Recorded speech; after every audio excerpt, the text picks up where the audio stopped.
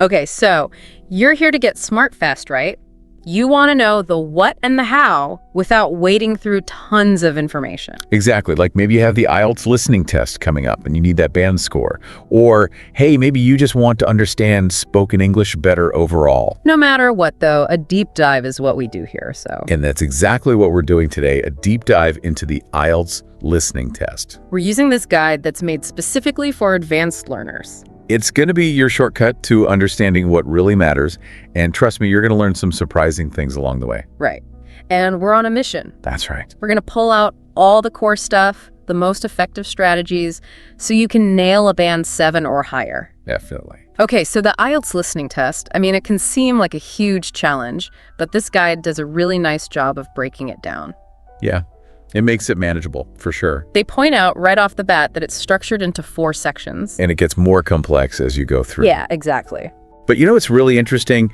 Each section is like a real-world listening situation. Oh, totally, like stuff you do every day. Yeah, exactly, just in a test format. So Yeah. Section 1 throws you right into an everyday conversation. Like booking a hotel or something. Yeah, exactly. Yeah. Then Section 2, that switches to a monologue. So like a tour guide, maybe?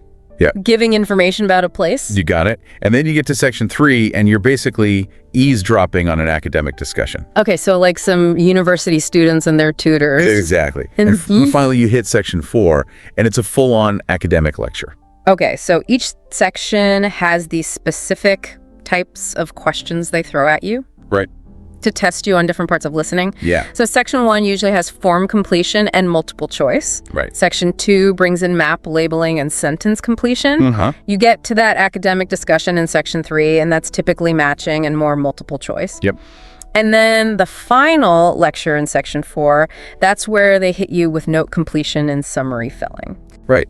And if you think about the big picture, for you, the listener, the test wants to see how well you understand all sorts of spoken English. From like the everyday stuff to the really complex academic stuff. Exactly.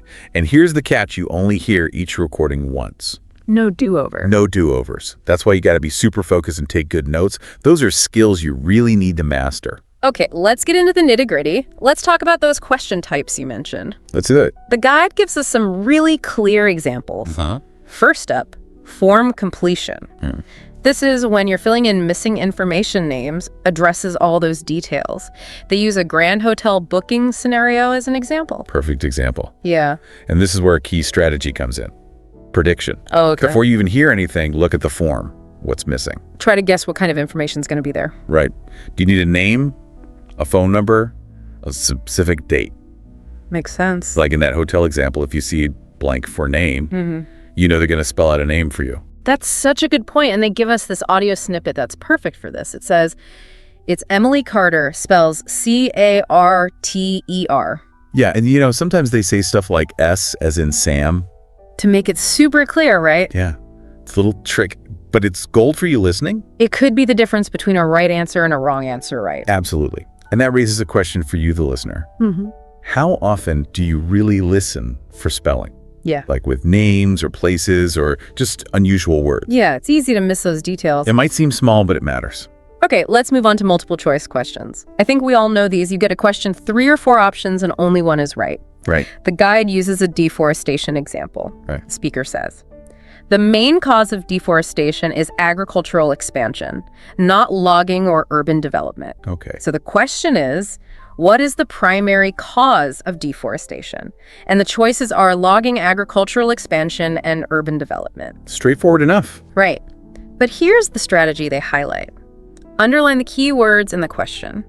So in this case, primary cause and deforestation. Right. So you're listening for those exact things. Or synonyms. Oh, synonyms, yes. Yeah. They're so important. The question says primary cause, but the speaker says main cause. You could totally miss it if you're just waiting for the word primary. Exactly. So you got to think about different ways to say the same thing. It's about understanding the meaning, not just catching specific words. Exactly. Okay, let's try something visual. Map labeling. Right. This one can be tough if you haven't practiced for it. Yeah. You get a map with some blank labels, and a speaker gives you directions or describes a place. Okay. Their example is about walking into a park, they say. As you enter the park, the statue is on your right. Opposite is the cafe, and behind the cafe is the playground. Okay. What's interesting here is how important spatial language becomes. All those words like on your right, opposite, behind, those are your clues. Yeah, they tell you where things are. Right. And the guide says the best thing to do is to try and picture it in your head as you're listening. Like you're really walking into that park. Exactly. Where would you see the statue? And where's the cafe in relation to that? And then the playground behind it. Right. And all those prepositions next to, between, all those little words that tell you where things are. They become so important. Yeah, you got to pay attention to them. Write them down or really see them in your mind when you hear them. It's not just about knowing the things themselves, the statue, the cafe, the playground. Right. It's about knowing where they are in relation to each other. Okay, lastly, we have sentence completion. This is usually about filling in missing words in a summary of what you just heard. Yeah. The example they give is about the Industrial Revolution.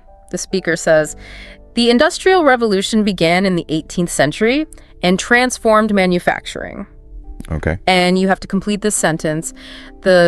Started in the and changed production methods. Okay, got it. So what's the strategy here? Well, there are two things to watch out for. First, grammar. What kind of word is missing? Like a noun, a verb. Exactly. Yeah. In this example, the first blank needs a noun, the name of something, and the second blank needs a time, a century. Okay. And second, listen for the exact words they used or something very close to it. And sometimes they make it pretty easy for you. They do in this example, yeah. Right. But the blanks could be anywhere in the sentence. That's true. So keep the whole meaning in mind. This is where grammar comes in again, right? Yeah. How comfortable are you with figuring out what parts of speech are missing and how they fit in the sentence? It's kind of like a puzzle. It is. And knowing your grammar can give you a real advantage. Now, this guide doesn't just stop at examples. Right. It also gives us parts of a full IELTS listening practice test. Oh, that's awesome. Yeah, so you can see how it all comes together in a real test. It's like a test run. Exactly. So let's look at some of these excerpts. Okay. In section 1, remember that hotel booking conversation. You see those form completion questions again? They ask about the destination, the departure date, the return date. And the answers they give Sydney, June 15th, June 30th, it really shows how important it is to listen for those specific details. Right. Then in section 2, the museum tour monologue, we get that map labeling task. Okay. You have to find the entrance, the gift shop, and the Egyptian exhibit. This really tests your visualization skills, doesn't it? Oh, for sure. You got to make that picture in your mind. Right. And then we move on to section 3, that university discussion, and they use multiple choice questions again. Mm-hmm. But this time it's about understanding the main topic of an essay, which is climate change. Okay. And also a specific detail, like how many case studies the students are using, which is 2 in this case. Got it. So this shows you need to understand both the big picture and the little details in these discussions. Absolutely. Finally, in section 4, the marine biology lecture, it's all about summarizing and note completion. Okay. The excerpt they give focuses on coral reefs. Yeah, they talk about how important they are for biodiversity and how rising sea temperatures are a big threat. So you have to pick out the key information and put it together. Exactly. This quick look at the practice test shows you how those different question types fit into the 4 sections. And how it gets harder as you go. Yeah, it's not just about answering individual questions. It's about keeping your focus and understanding how the whole test works. Yeah, for sure. So for all of you listeners who are aiming for that band 7 or higher, that top score, Yeah. the guide gives us some final, really important strategies. This is stuff you don't want to miss. Now you got to pay attention to this. What's really cool is they build on everything we've talked about already. Okay. The first thing they say is you have to work on your vocabulary. Makes sense. And not just everyday words, but also academic and topic-specific words. The kind of words you'll hear in those later, harder sections. Exactly. The bigger your vocabulary is, the better you'll understand what you hear and recognize when they're paraphrasing. Paraphrasing. That brings us to the next point, practicing paraphrasing. Because they don't always use the same words as the question, right? No, they like to mix it up. They use synonyms, they say things in different ways. So you have to be ready for that. Like we said before, main cause is basically the same as primary reason. You got to be able to make that connection. Yeah, and then there's simulating test conditions when you practice. Oh yeah, good point. This isn't just about taking practice tests, it's about making it feel as real as possible. Like you're actually there. Exactly. So time yourself, use the official format, try to block out distractions. Then wear headphones if that's how you'll take the real test. Yeah, get used to it. This is where you really prepare mentally and physically. Right. It's about building up your focus so you can listen for a long time. And staying focused even when you're under pressure. just like the real test. And finally, here's a really important piece of advice. Find your weak spots and work on them. That makes sense. Don't just keep practicing what you're already good at. If you always struggle with map labeling questions, for example, spend extra time on those. Review your mistakes, figure out why you got them wrong. This is about being smart with your practice time. Targeting your weaknesses so you can improve your overall score. So there you have it. A full, deep dive into the IELTS listening test. We covered a lot of ground. We did. We looked at the structure of the test, all those tricky question types with examples from the guide. And those super helpful strategies you can use right away. And you know what? We really hope that this deep dive has given you a clear path to follow. And the confidence to tackle this part of the IELTS exam. Without feeling overwhelmed. Exactly. And here's something to think about. Practicing those listening strategies can help you with more than just this test. Oh yeah, for sure. Think about it. You can use them with all kinds of spoken English. Podcasts, conversations with friends, the news. It can sharpen your listening skills in all areas of your life. Really make you a better listener overall. So think back to what we talked about today. Maybe it was about focusing on synonyms or picturing directions in your head. Right. Which strategy will you start using in your everyday listening? Good question. It might just open up a whole new level of understanding for you. Definitely. Thanks for diving deep with us. My pleasure. All right, so, I think we all love to just get straight to what matters, right? Especially when we're talking about travel. I mean, who wants to get bogged down in details when you're trying to book a hotel room or a flight? But the funny thing is, even though these situations seem pretty straightforward, there's actually a lot going on beneath the surface. And get this, understanding the hidden structure of these booking conversations, it can be incredibly useful. So that's what we're digging into today. Yeah, absolutely.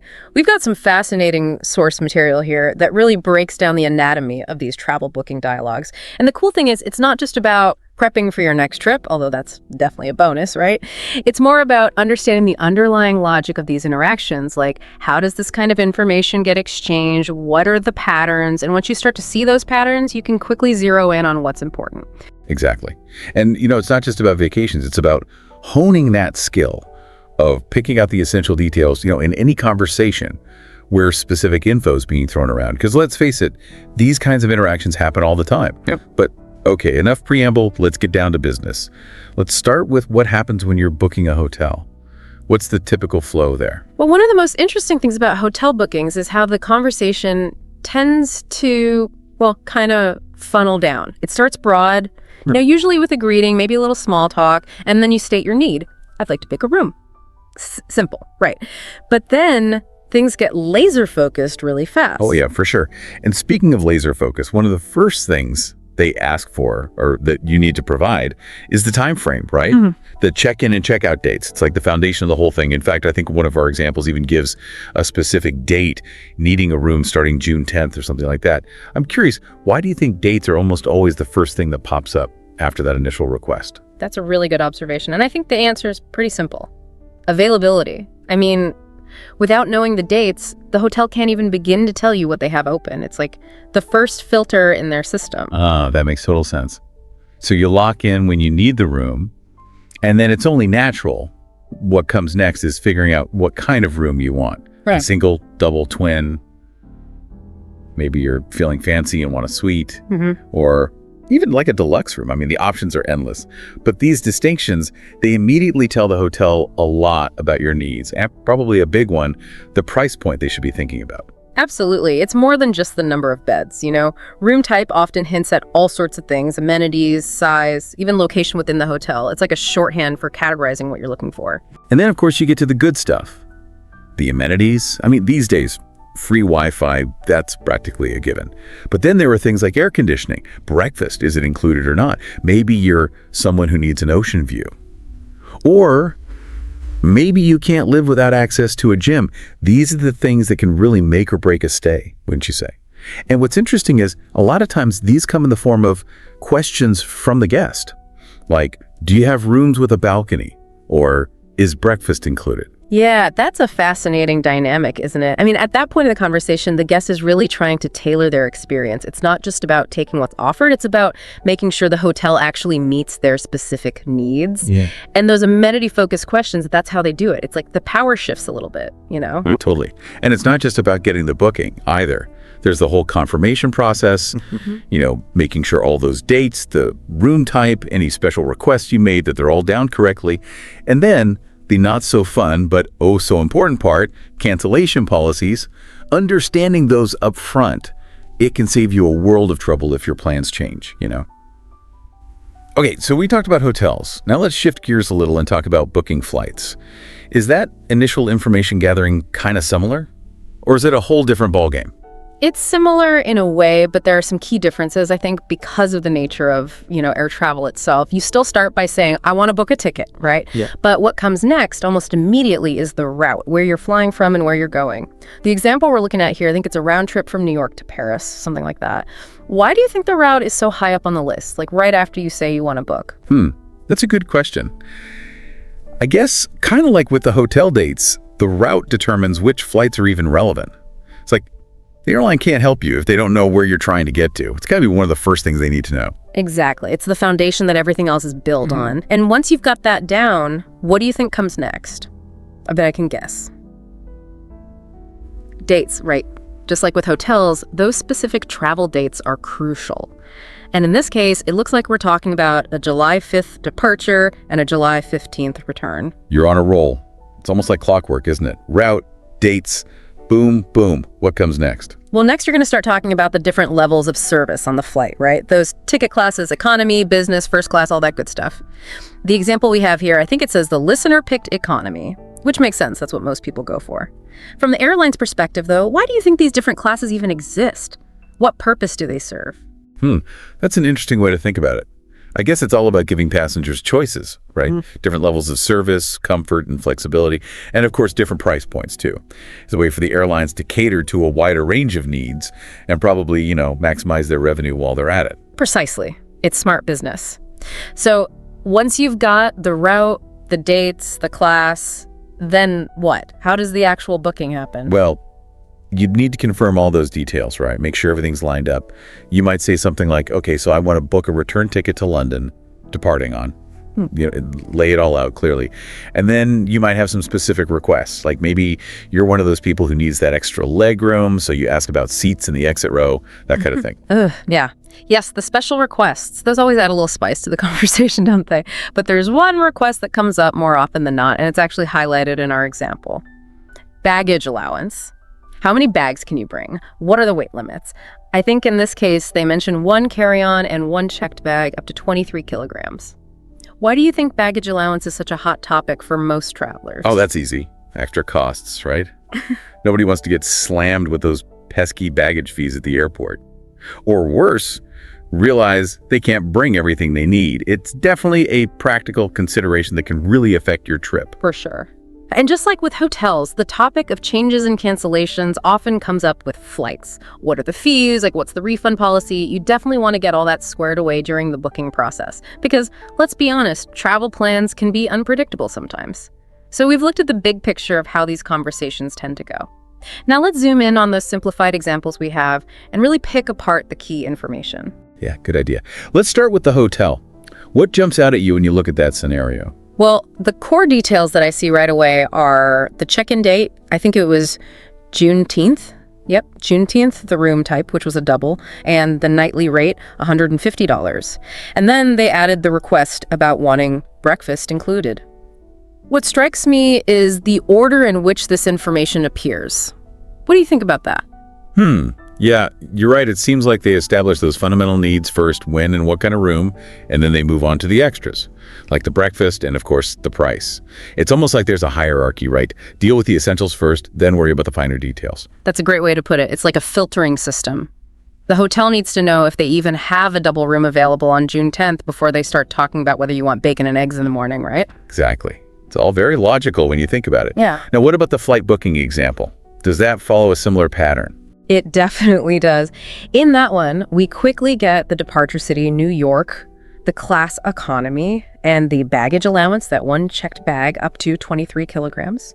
And then, of course, the total fare, $700. Now think about where the price comes in. What does that tell you? Oh, interesting. It seems like the price is often the last piece of core information they give you. It's like they build up the whole package, the travel details, any special conditions, all that, and then they hit you with the cost. Kind of like, here's what you get and here's what it'll cost you. Exactly. And if you understand that sequence, it can actually help you focus your listening. You know what to expect so you can be ready for it.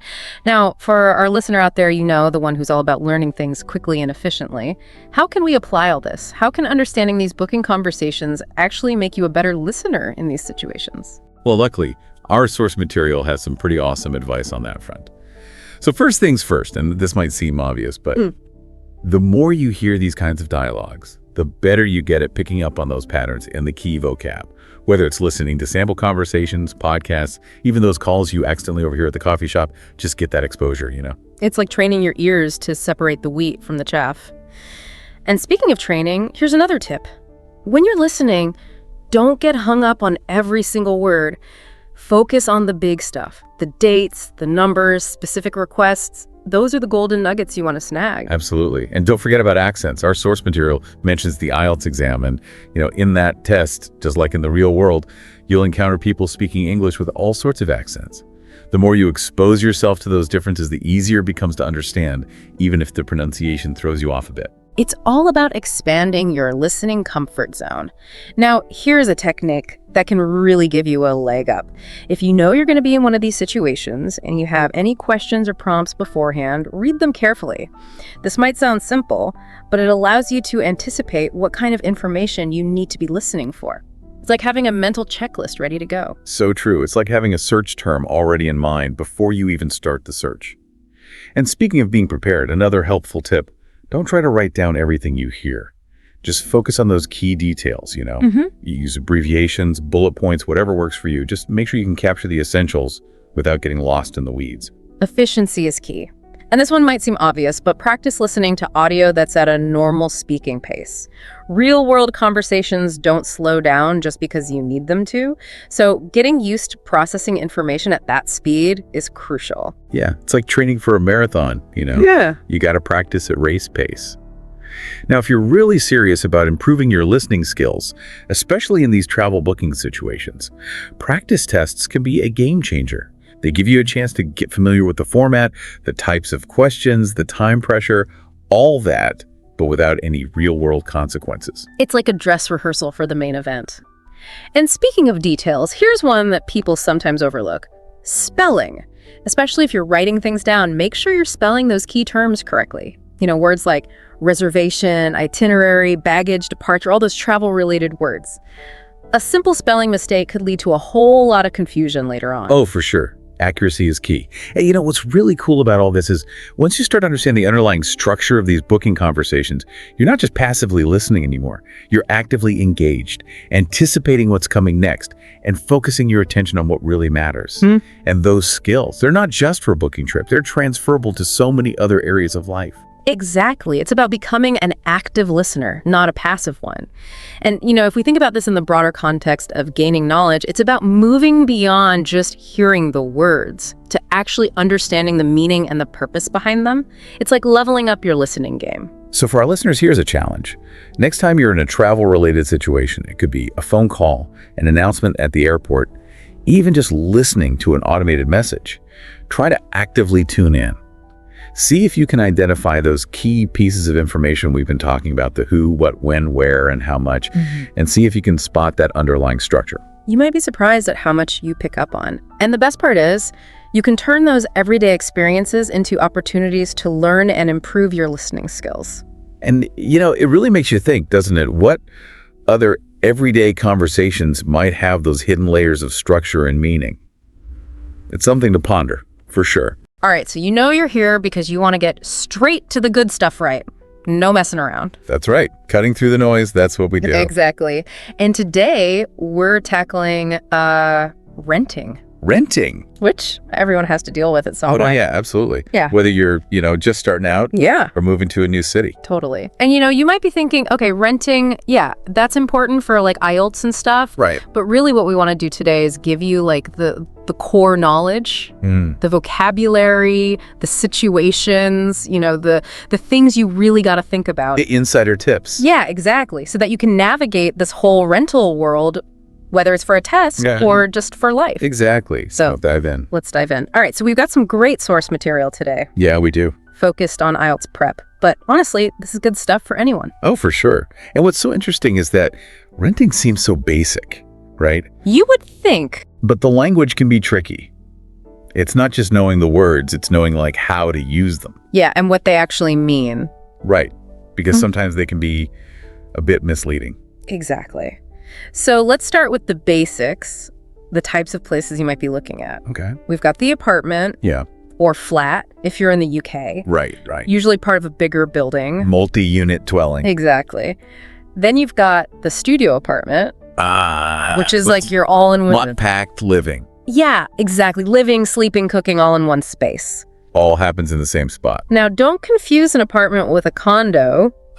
Yes, good point. Or condominium. They might look similar, but ownership is different. Big difference. Condos are usually owned by individuals who then rent them out, whereas apartments are usually managed by like a company. Yeah, a management company. And that can affect things like how quickly they respond to maintenance requests. Oh, for sure. Or you know what the specific rules are. Totally. Okay, then we have the house. The classic house. Standalone building, often more privacy, maybe some outdoor space. Your own little domain. Yes.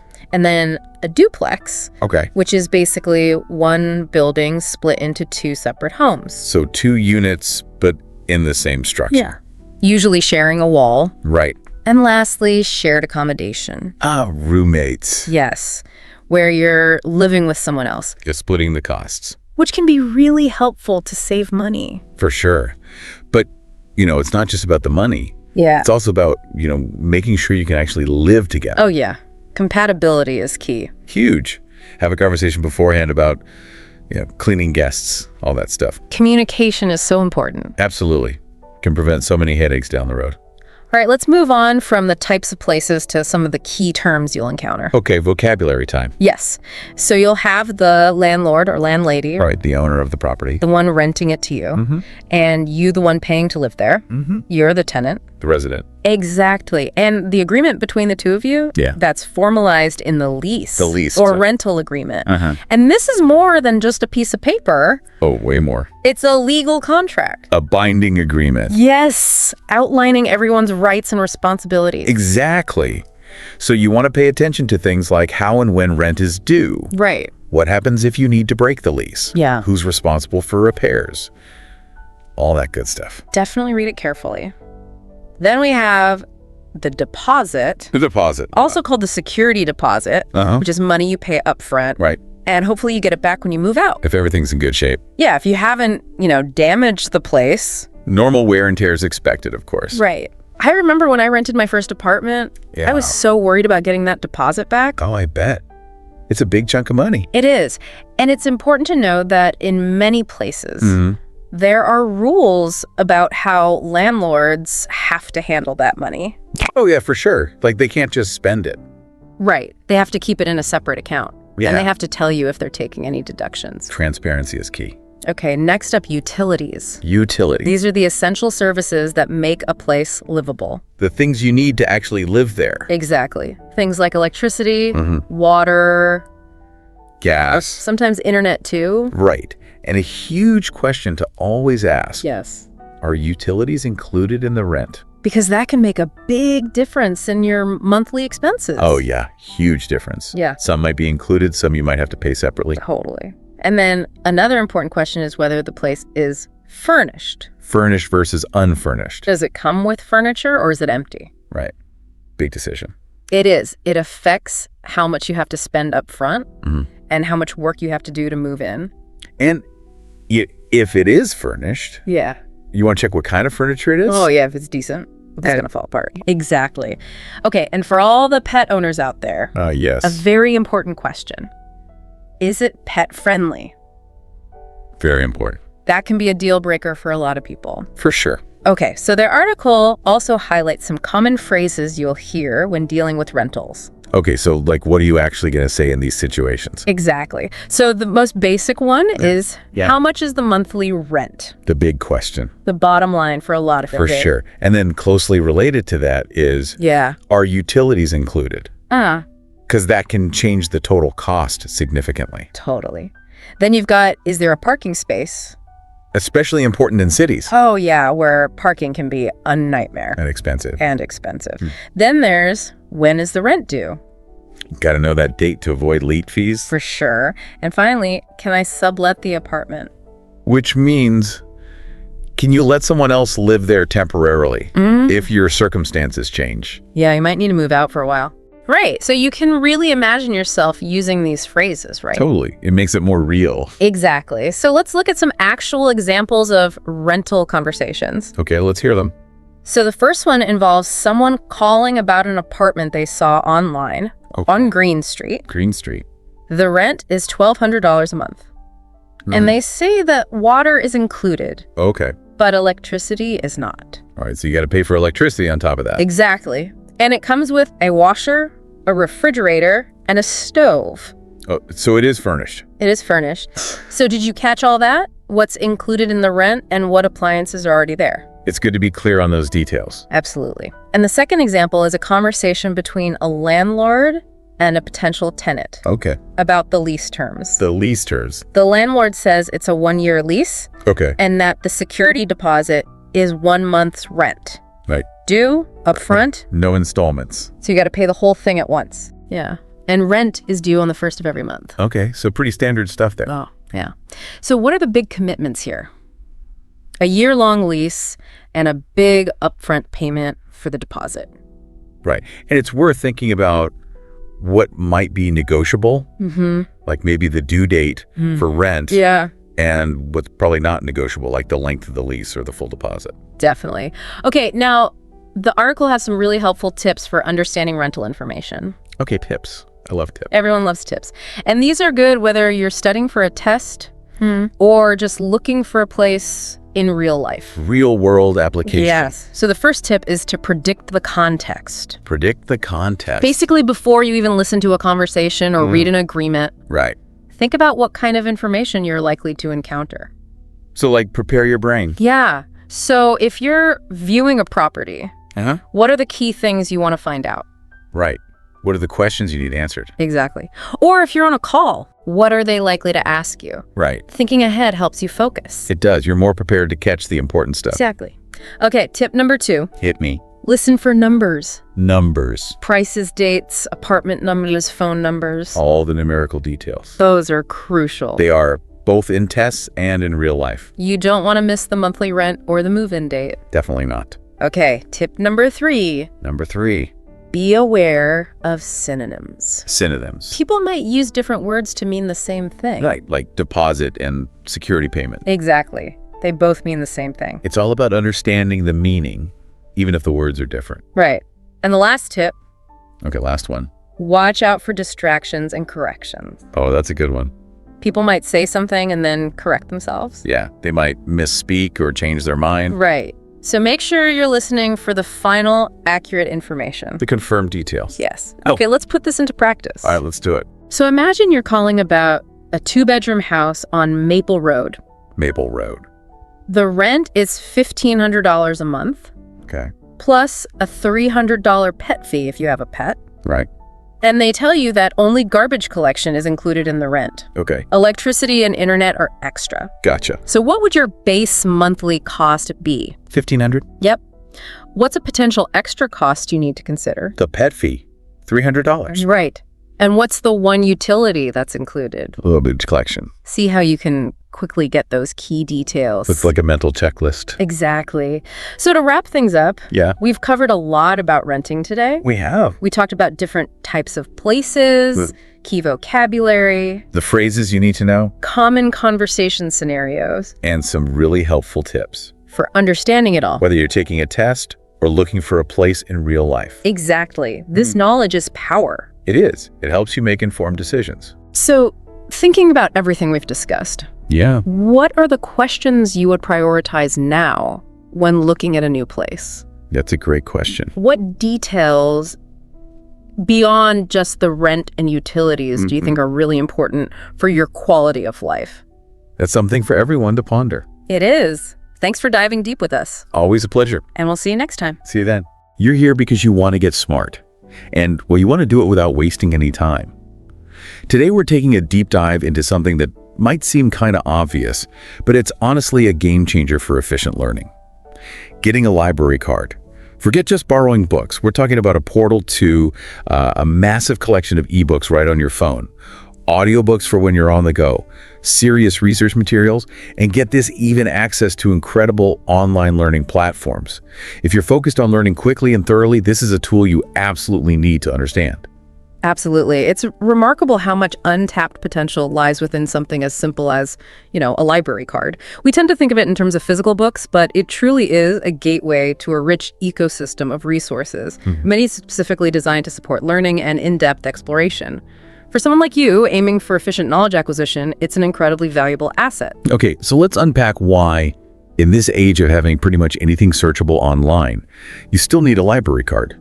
Well, if we consider the bigger picture, while the internet offers an incredible breadth of information, a library card often unlocks depth and a level of quality control.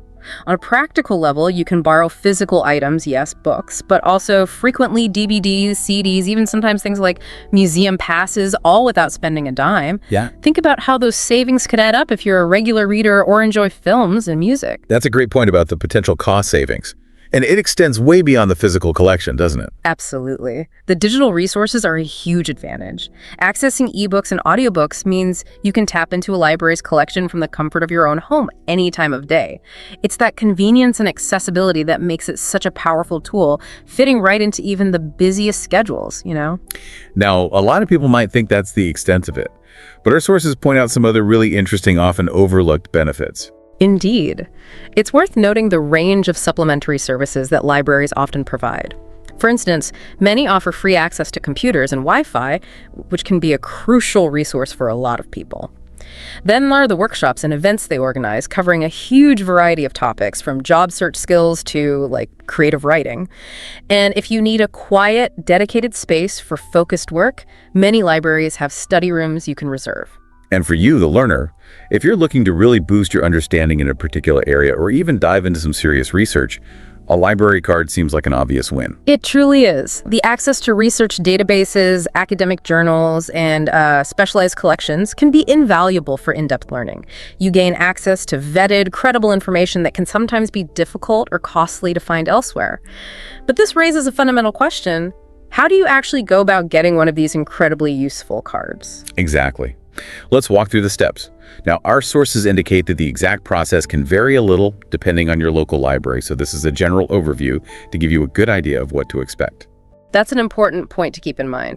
It's always best to check your specific local library's website for the most current and detailed information. Right. Step 1, check eligibility. Generally, if you live, work, or sometimes even go to school in the city or county where the library is located, you're likely eligible. But it's worth noting, and this could be relevant to some of you, that many libraries also extend privileges to students attending local institutions or even to temporary residents. So don't automatically assume you're not eligible. It's always worth checking. This really highlights the public service ethos of libraries. They aim to serve a wide range of community members. So if you're unsure about your status, it's definitely worth a quick inquiry. Okay, step 2, gather required documents. A little bit of prep here can save you time. Typically, you'll need something to prove your identity, things a passport, driver's license, or maybe a student ID. You'll also usually need something that shows your current address, like a recent utility bill or a rental agreement. These requirements are in place to help the library verify who you are and where you live, which is important for managing their resources effectively and ensuring accountability for borrowed items. Makes sense. Step 3, visit the library or apply online. This is pretty straightforward. Many libraries now offer the option to start or even complete the entire application process online, which is super convenient. Others might require you to visit in person, and some have a combination where you begin online but need to go in to finalize things and pick up your card. Yeah, the online application option certainly streamlines the initial steps for many people. However, visiting in person can also be beneficial, as it gives you the opportunity to ask any questions you might have directly to the library staff right then and there. Good point. Step 4, fill out the application form. Whether you're doing this online or at the library, you'll need to provide some basic details. Your full name, your date of birth, your contact information like your phone number and email address, and usually a signature.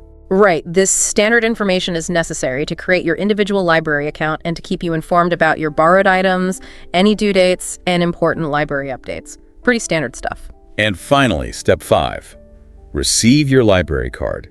Depending on the library's process, you might get your physical card immediately ready to be used straight away. In other cases, they might mail it to your home address.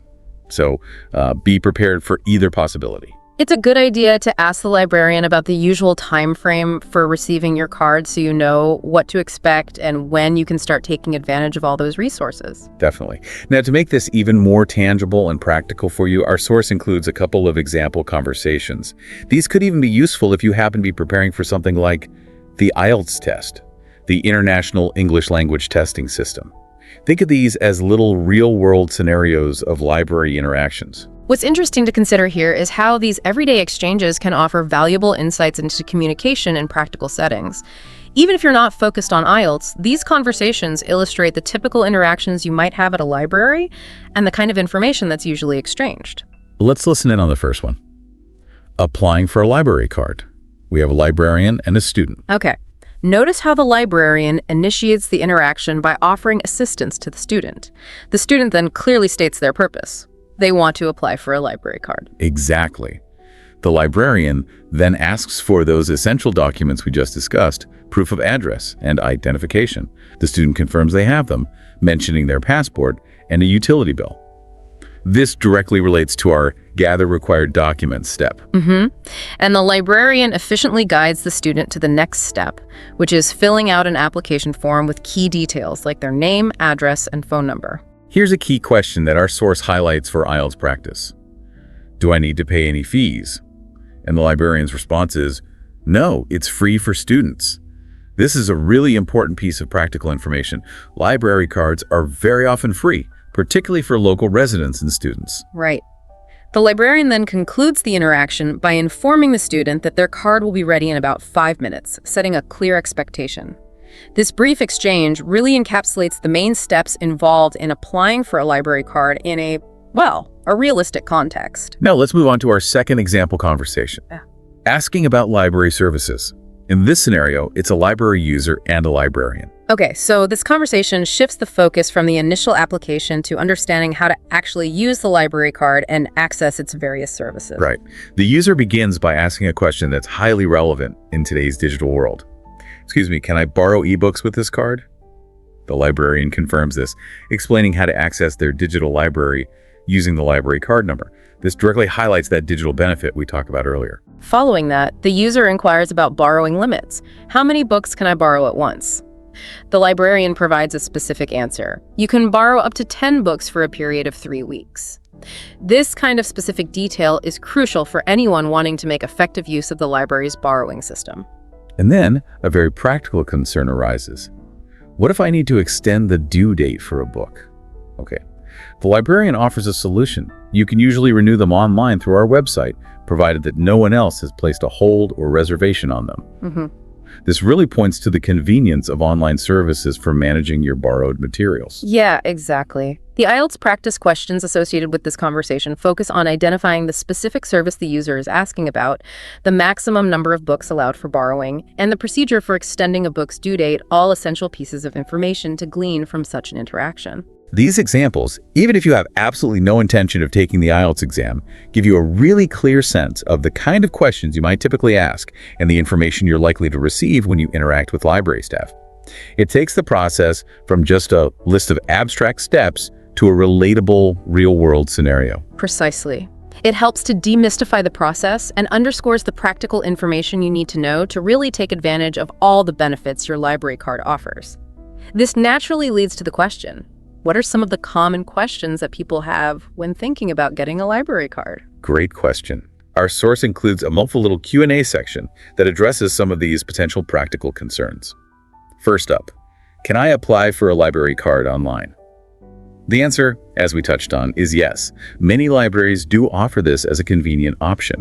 However, it's also important to know that you might still be required to visit the library in person at some point to verify your documents. So, a fully virtual process isn't always the case. That kind of hybrid approach makes sense from a security and verification standpoint, doesn't it? It offers the initial convenience of online registration while still allowing the library to properly confirm your identity and residency. Yeah, exactly. Another common question. Is there a minimum age requirement to get a library card? Generally, while adults can apply for their own cards independently, children can also usually get their own library cards, often with the permission or co-signature of a parent or legal guardian. This is a fantastic way to encourage reading and a love of learning from a very young age.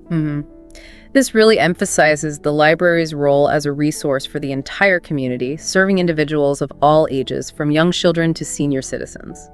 What happens if the unfortunate but sometimes inevitable occurs? What should I do if I lose my library card? The advice is to report the loss to the library immediately. This is really important to prevent anyone else from potentially misusing your account. And yes, there's usually a small fee associated with getting a replacement card. Right. It's a good idea to treat your library card with the same level of care you would give to your credit or debit cards. Reporting a lost card promptly can protect you from any potential issues down the line. Finally, a really useful question, especially if you live or work near multiple library branches. Can I use my library card at different library branches within the same city or county? The good news is, in most cases, yes. Many public libraries operate as part of a larger network, which means your card will typically be valid at any branch within that specific library system. This allows you to borrow and return items at whichever location is most convenient for you. Yeah, that network system significantly enhances the accessibility and convenience of library services. You're not restricted to just one physical location, which makes using the library's resources much more flexible. So, to bring it all together, getting a library card is a surprisingly simple process that really does unlock a huge range of opportunities for learning, entertainment, and even saving money. From the traditional benefit of borrowing physical books to the vast digital collections, access to free Wi-Fi and computers, engaging workshops, and even quiet study spaces. It's a resource that's truly hard to beat, especially for you, the dedicated learner. Absolutely. It's a tangible connection to a wealth of expertly curated knowledge and essential community resources, all readily available with that small, unassuming piece of plastic. And on that note, here's a final thought for you to consider. Considering the sheer volume of information and diverse resources now readily accessible to you through a library card, what's one specific area of knowledge or skill are you now feeling inspired to explore further? This deep dive, we hope, has provided you with a comprehensive understanding, leaving you feeling well-informed and empowered to go out and unlock the incredible potential of your local library. Okay, so you know that feeling, right? When you get something new, like something you've been wanting, and it just doesn't quite live up to the hype. Like it breaks way too soon, or you get it and it's damaged or something like that. Totally. Yeah, it's that disconnect between what you hoped for and what you actually end up with. It is. It's like a little, you know what I mean? Oh, yeah. And then there's the whole hassle of, okay, now what do I do about this? So that's actually what we're going to dive into today. That's right. This idea of making a complaint and how to do it well. And you might think, complaining, isn't that pretty straightforward? But trust me, it's more nuanced than you might think. It really is. And the funny thing is, we actually stumble upon this topic while looking at IELTS prep materials. IELTS, You know, for English language learners. And a big part of that exam is about real-world communication. Absolutely. And guess what? Complaining, or more specifically, how to express dissatisfaction, that's a key skill they focus on. Makes sense, right? You're in a new country, you need to be able to handle these situations. Exactly. And that's why we thought, you know, even if you're not taking the IELTS, these are essential life skills for anyone, especially as consumers in today's world. For sure, because let's be honest, whether it's online shopping or in-store purchases, we've all had those moments where things go wrong. Totally. And knowing how to address those situations confidently and effectively, that's so important. It really is. So today, think of this as like a toolkit almost. I like that. For handling those moments, whether you're traveling abroad or just dealing with a local shop. Exactly, because it's not just about getting a refund or a replacement. Right. Although those are nice perks. Of course, who doesn't love that? It's more about feeling empowered, being able to communicate your needs clearly. Absolutely. So you're not just left feeling frustrated and helpless. Exactly. And that feeling of control, that's priceless. It really is. So what are we going to cover today? So first off, we're going to break down the actual structure of an effective complaint. Okay, love it. Like, what do the steps involve? Makes sense. Then we'll give you some phrases, like handy little scripts you can adapt to different situations. Oh yeah, those are super helpful. And to bring it all to life, we'll even look at some real-world examples. Awesome, I'm excited. So by the end of this, you'll be like a complaint-making ninja. I love it, a complaint ninja. I'll know exactly what to do, what to say, and how to say it to get the results you want. And hopefully a lot less stress along the way. Exactly, because nobody needs more of that. Nobody needs that. But before we jump into the how-to, Yeah. let's talk about the why for a second. Okay, I'm listening. The material we've been looking at emphasizes that even though complaining can feel natural, like something we just do. Right, like we all know how to vent. Right, exactly. But having a structured approach can actually make a huge difference in how things turn out. You mean like actually getting what you want? Exactly, because think about it. We interact with businesses all the time, right? Oh my gosh, constantly. Online, in person, it's unavoidable. True. So there are bound to be times when something doesn't meet our expectations. Oh, definitely. I mean, look at online shopping. That's a minefield sometimes. Absolutely. And that's where knowing how to address those issues effectively becomes really crucial. So it's about having a strategy. It is. It's about taking control of the situation rather than letting it control you. Makes sense. It's about empowerment. I like that, empowerment. Yeah, because when something is faulty or doesn't live up to its promises, being able to articulate that clearly and confidently, Yeah. that allows you to seek a resolution. It's like you're saying, hey, I'm not just going to sit here and take this. Exactly. It's about putting yourself in a position to request a refund, a replacement, or a repair. Instead of just like grumbling about it to yourself. Exactly. And it's not just about the words you use, but how you use them, right? Oh, tone of voice, all of that. It all matters. Clear and respectful communication that just increases your chances of a positive outcome dramatically. Okay, think about it this way. Yeah. Would you be more willing to have someone who's calm and explains the problem clearly, or someone who's just angry and yelling? Yeah, no, that makes total sense. Being approachable just gets you so much further. It really does. And the IELTS materials actually highlight this too, for those preparing for the exam. Right, because complaint scenarios are super common in the listening and speaking sections. Yeah, so understanding the structure of the vocabulary, it's both a life skill and a test-taking strategy. It's like a 2-for-1 deal. Exactly. And even if you're not taking the IELTS, Yeah. these are universally valuable skills for anyone who interacts with businesses, which is pretty much everyone. Pretty much everyone. So let's get down to business. Okay, let's do it. How do we actually make an effective complaint? Let's break it down.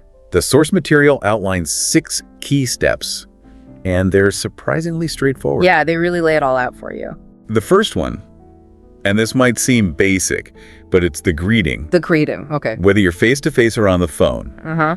starting politely can make a huge difference. It really does. It's like setting the tone for the whole interaction. Exactly. A simple, hello, good morning, or may I speak to the customer service representative? Right, just those basic courtesies. It shows respect, and it creates a more cooperative atmosphere, so you're already off to a good start. It's like laying the foundation for a positive outcome. Exactly. And then step 2 is stating the problem clearly and concisely.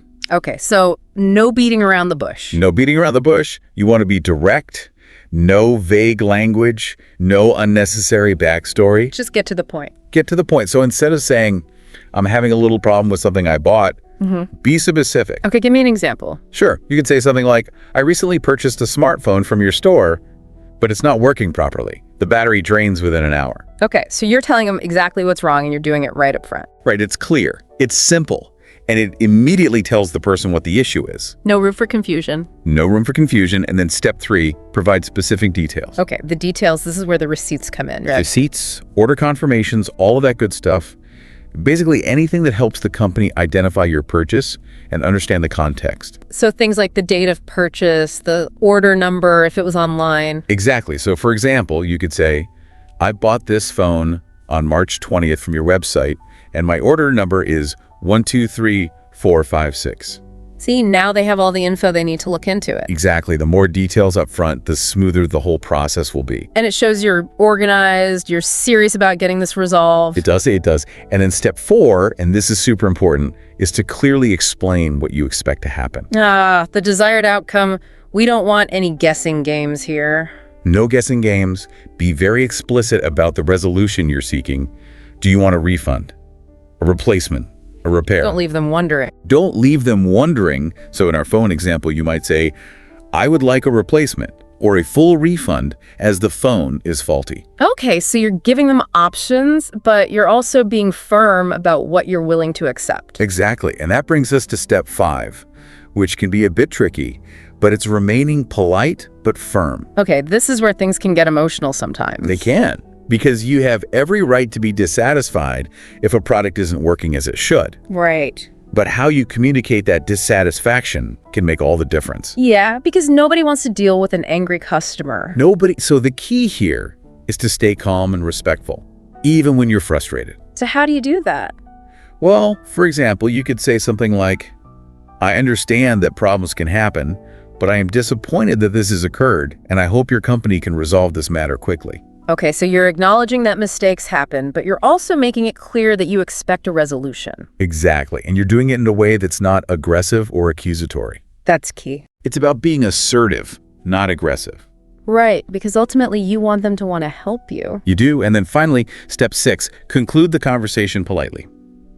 Okay, even if you haven't gotten exactly what you wanted. Yeah, even if it's still a work in progress, ending on a positive note leaves a good impression. It keeps the door open for further communication. Exactly. So you might say something like, thank you for your time. I look forward to hearing from you soon. Okay, so those are the 6 steps. That's the framework. That's the framework, but to really bring it to life, Yeah. the material also provided some useful phrases, like ready-to-use scripts. Oh, I love those, like plug and play. Exactly. So for example, to start your complaint, you could say, I would like to make a complaint about, or I am not satisfied with. Nice, straight to the point. And when describing the problem itself, you could use phrases like, the product is defective, this item is faulty, or it arrived damaged. Clear and concise. And to provide those key details, you could say, I purchased this item on date from your store name website. Okay, that covers the basics. And to elaborate on the problem, you could say, the specific issue is that, or the problem I'm experiencing is. So you're guiding the conversation. Exactly. And when you're ready to state your desired solution, you could say something like, I would appreciate it if you could offer a replacement, issue a refund, or arrange a repair. Polite but firm. Polite but firm. And to keep things moving, you could use phrases like, could you please look into this matter? Or I hope we can resolve this issue promptly. All great phrases to have in your back pocket. And of course, always end with a polite closing like, thank you for your assistance, or I appreciate your help with this. So we've got the steps, we've got the phrases, but how about seeing them in action? Yes, our source material had some great real-world examples. Let's dive into those. Okay, the first one was a classic in-store complaint about a broken blender.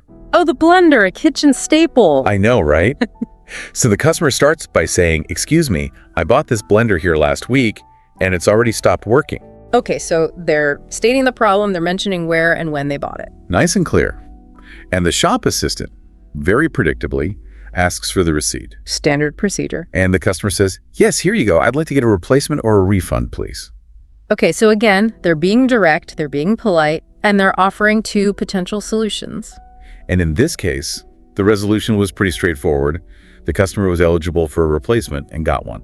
A happy ending for the blender saga. It is, what I liked about this example is how quickly it was resolved. Yeah, the customer was clear, the shop assistant was efficient, and boom, problem solved. It shows how a calm, clear approach can lead to a really good outcome. Efficiency at its best. Exactly. Now, the second example was a phone complaint about a damaged laptop. Online shopping woes. So the customer calls customer service and they start by saying, hi, I recently placed an order for a laptop on your website and it arrived with a cracked screen. My order number is... Okay, so again, they're stating the problem right away, providing the order number, all the key details. And the representative, they start by apologizing, which is always a good move. Yeah, it shows empathy, it acknowledges the inconvenience. And then they offer solutions. They say, I'm very sorry to hear that. We can certainly arrange for a replacement to be sent out, or we can process a full refund. Which would you prefer? Okay, so they're giving the customer options, putting the control back in their hands. Exactly. And the customer, in this case, chose a replacement. Of course. New laptop, who wouldn't? But naturally, they wanted to know about the timeline, which is understandable. Right, because waiting for a replacement can be frustrating. So the representative says, we will ship a new laptop to you within 2 business days, and you should receive it within 5 business days. Okay, so they're setting clear expectations, which is really important in these situations. It is. So what did we learn from this phone call? Well, for one, the representative's empathy and proactive problem solving made a big difference. Yeah, they were on it. They were, and they provided a clear timeline, which helps manage expectations. Absolutely. And it also highlights the importance of having your order details handy. Oh, yeah, especially when you're dealing with things remotely. Now, these examples really showcase some of the key tips for effective complaining that our source material highlighted. Right, the do's and don'ts. Let's go over those. The first one, and we've touched on this already, is to be polite and professional, always. It just makes such a difference, treating people with respect, even when you're frustrated. It's about recognizing that the person you're talking to is probably not the one who personally broke your blender. Exactly, they're there to help you. And they're more likely to help if you're not yelling at them. It's human nature, right? Totally. And the next tip is to stay calm. Okay, easier said than done, I know. I know, but when you're calm, you can explain things more clearly, you can think more rationally. Yeah, when you're emotional, it can be hard to even remember what the problem is. It really can. So take a deep breath, stay focused on the facts and what you want to achieve. Deep breaths, good advice. And then, this is a practical one, provide evidence. Evidence, yeah. Receipts, order confirmations, photos if the product is damaged, anything that supports your claim. The more proof, the better. It just makes the whole process smoother and faster. It's like presenting your case. It is. And then this is one people often overlook, but it's knowing your rights as a consumer. Ah, the legal stuff. It can be boring, but it's important to at least have a basic understanding of return policies, refund policies. Yeah, and any consumer protection laws in your area. Because that knowledge gives you confidence. It does. It lets you know what you can realistically expect and what you can ask for. Exactly. And finally, if you don't hear back after making a complaint, don't be afraid to follow up. Persistence. I like it. It's all about politely but persistently following up. Shows you're serious. It does. It shows that you're not just going to let it slide. Makes sense. So for all of you listening, remember, mastering these skills, it's not just about getting a broken gadget fixed. It's bigger than that. It's about building confidence, feeling empowered as a consumer. Yeah, it's about knowing that you have a voice and that you can use it effectively. It's about not letting those frustrating situations get the better of you. Exactly. So let's recap. We talked about the 6 key steps to making a complaint. We did. We went over some handy phrases and scripts. We did. And we analyzed some real-life examples. We did. We covered a lot of ground today. We did. So remember, be clear, be polite, be prepared, and know what you want. Those are the golden rules. Golden rules of complaining. And remember, your voice matters. Don't be afraid to use it. Absolutely. Now, here's a thought to leave you with. Okay, hit me. We've been talking about product complaints, right? Right. But think about how these same principles, this clear communication, this assertiveness, how it could apply to other areas of your life. Oh, that's interesting. Like negotiating a better deal on a service, resolving a disagreement with a friend or a colleague. I see where you're going with this. It's about taking that same structured approach, that same thoughtfulness, and applying it to any situation where you need to communicate your needs effectively. It's about being your own advocate in all aspects of life. Exactly. So next time you're faced with a challenging conversation, remember what we talked about today? You might be surprised at how much smoother things go. Food for thought. I love it. Food for thought, and that's our deep dive for today. Until next time. See you then. Okay, so today we're going back to basics with a skill that you might think is like so obvious in the age of food delivery apps, but it's something that, you probably haven't thought about in a long time. And even if you're a seasoned pro, there are some interesting nuances to ordering food over the phone. It's funny, right? Because we're so used to just tapping away on our phones these days. But sometimes, the old school methods are still the best, whether it's the restaurant doesn't have an app, or maybe you just want that more direct connection with the person taking your order. Yeah, totally. And I think what's interesting is that the source material we're using to, kind of dissect this whole process is actually an article that's meant for IELTS listening practice, which, might sound a bit random, but stick with me here, because the way they break down these phone conversations is actually super useful for anyone, even if you're not prepping for a test or anything. Right, because the focus is really on that practical, clear communication, and that's something we can all benefit from, right? Like being able to get your point across confidently and effectively on the phone is such a valuable skill in any situation, not just when you're hungry. Exactly. So our mission today is to give you that, that toolkit you need to order food over the phone like a pro. And we'll be looking at, the key phrases, the typical scenarios, and even some of those little mistakes that can trip people up. Think of it as your guide to navigating the delicious world of phone-ordered food and, maybe avoiding some hangry moments along the way. Absolutely. All right, so let's dive in. The article starts with these essential phrases, which are, kind of like your go-to lines for different stages of the conversation. So let's begin at the very beginning when you first call the restaurant. How does that usually start from both sides? Well, from the restaurant side, you'll usually hear something like, hello, thank you for calling restaurant name. How can I help you? Or maybe a bit more direct, like, good evening, this is restaurant name. Would you like to place an order? So they're setting the scene right away, letting you know where you've reached and what they're there for. Exactly. And then it's your turn, and the article suggests a couple of good opening lines, like you could be straightforward and say, hi, I'd like to place an order for delivery or takeaway, please. Or if you're not sure about their delivery area, you can start with, hello, do you deliver to your address? Yeah, that makes sense. I mean, no point in getting excited about their menu if they can't even get the food to you. Exactly. It's all about being efficient. All right, so you've confirmed they deliver. Now it's time to figure out what you want to eat. What are some good ways to ask about the menu? Well, you could say something like, could you tell me what's on your vegetarian menu? Or if you have specific dietary needs, do you have any gluten-free or dairy-free options? And of course, there's always the classic, what are today's specials? Oh yeah, those specials can be a real hidden gem sometimes. Absolutely. And on the restaurant side, they might respond with something like, our best sellers are dish names. Or if you asked about the specials, today's special is dish name. So even though we don't have the actual dish names from the article, it's about understanding the flow of the conversation, right? Exactly, like recognizing those cues that tell you what kind of information they're giving you. Okay, so you've got the menu, you've made your choice now. Comes the crucial part, actually placing the order. How do you do that clearly and effectively? The simplest way is often the best. Just say, I'd like to order dish name, please. And if you need more than one, you can say, can I get 2 portions of dish name? Easy peasy. And if you want something changed or, left out, you got to be specific. So instead of just saying no onions, you could say, could I have that without onions, please? Right, because sometimes no onions can mean like no cooked onions, but maybe they still sprinkle some raw ones on top. Exactly. You want to be crystal clear to avoid any surprises.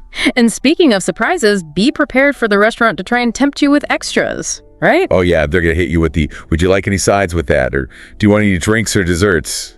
It's like they can sense your weakness. But hey, sometimes they have a really good suggestion that you wouldn't have thought of yourself. True. Now, after you've given your whole order, this is where things get really important, and you have to make sure they got everything right. Absolutely. This is the confirmation stage. And they'll usually say something like, let me repeat your order. They list the items.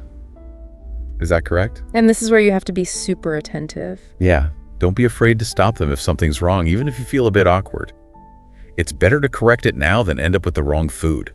So true. And they'll probably also tell you the total, like, your total comes to amount. Will you be paying by cash or card? That's another crucial bit of information to make note of. So how should you respond to all of this as the customer?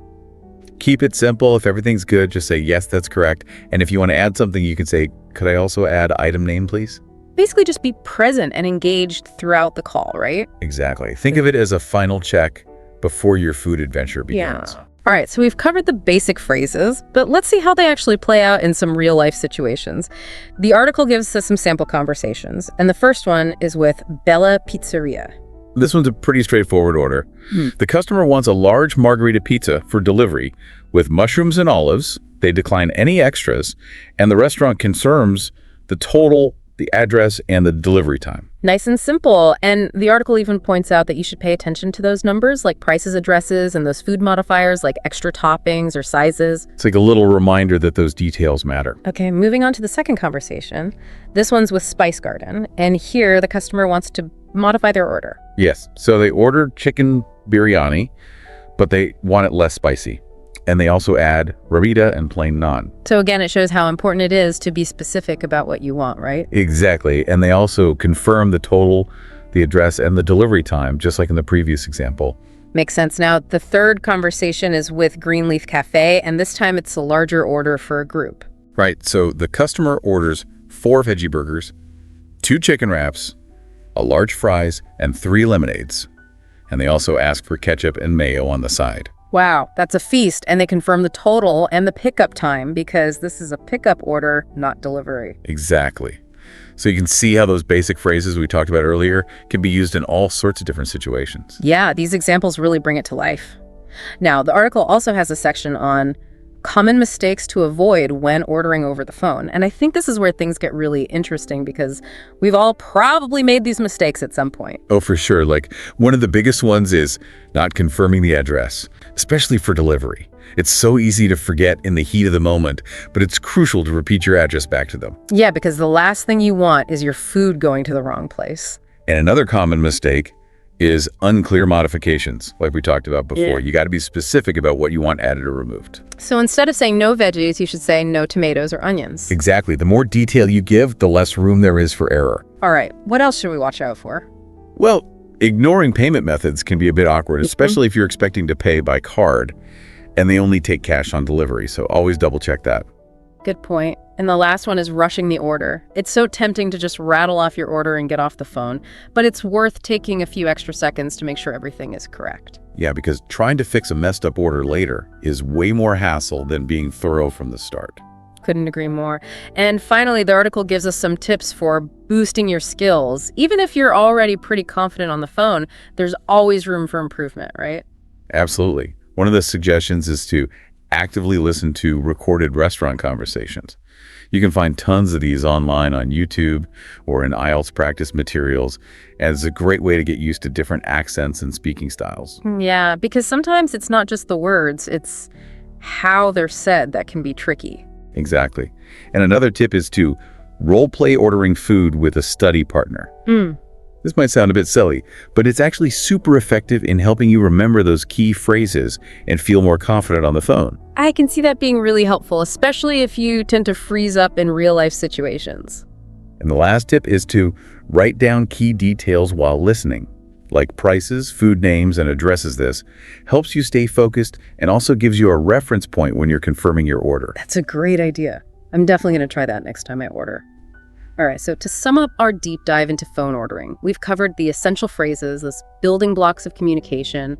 We've analyzed real-world examples, we've identified common pitfalls, and we've explored ways to boost your skills. And whether you're aiming to improve your everyday interactions or ace that listening test or just make sure you get the pizza toppings you actually ordered, this is a valuable skill to have. It's one of those things that can make life a little smoother and a lot tastier. And as you go about your day, think about this when you're listening to people talk on the phone or in person.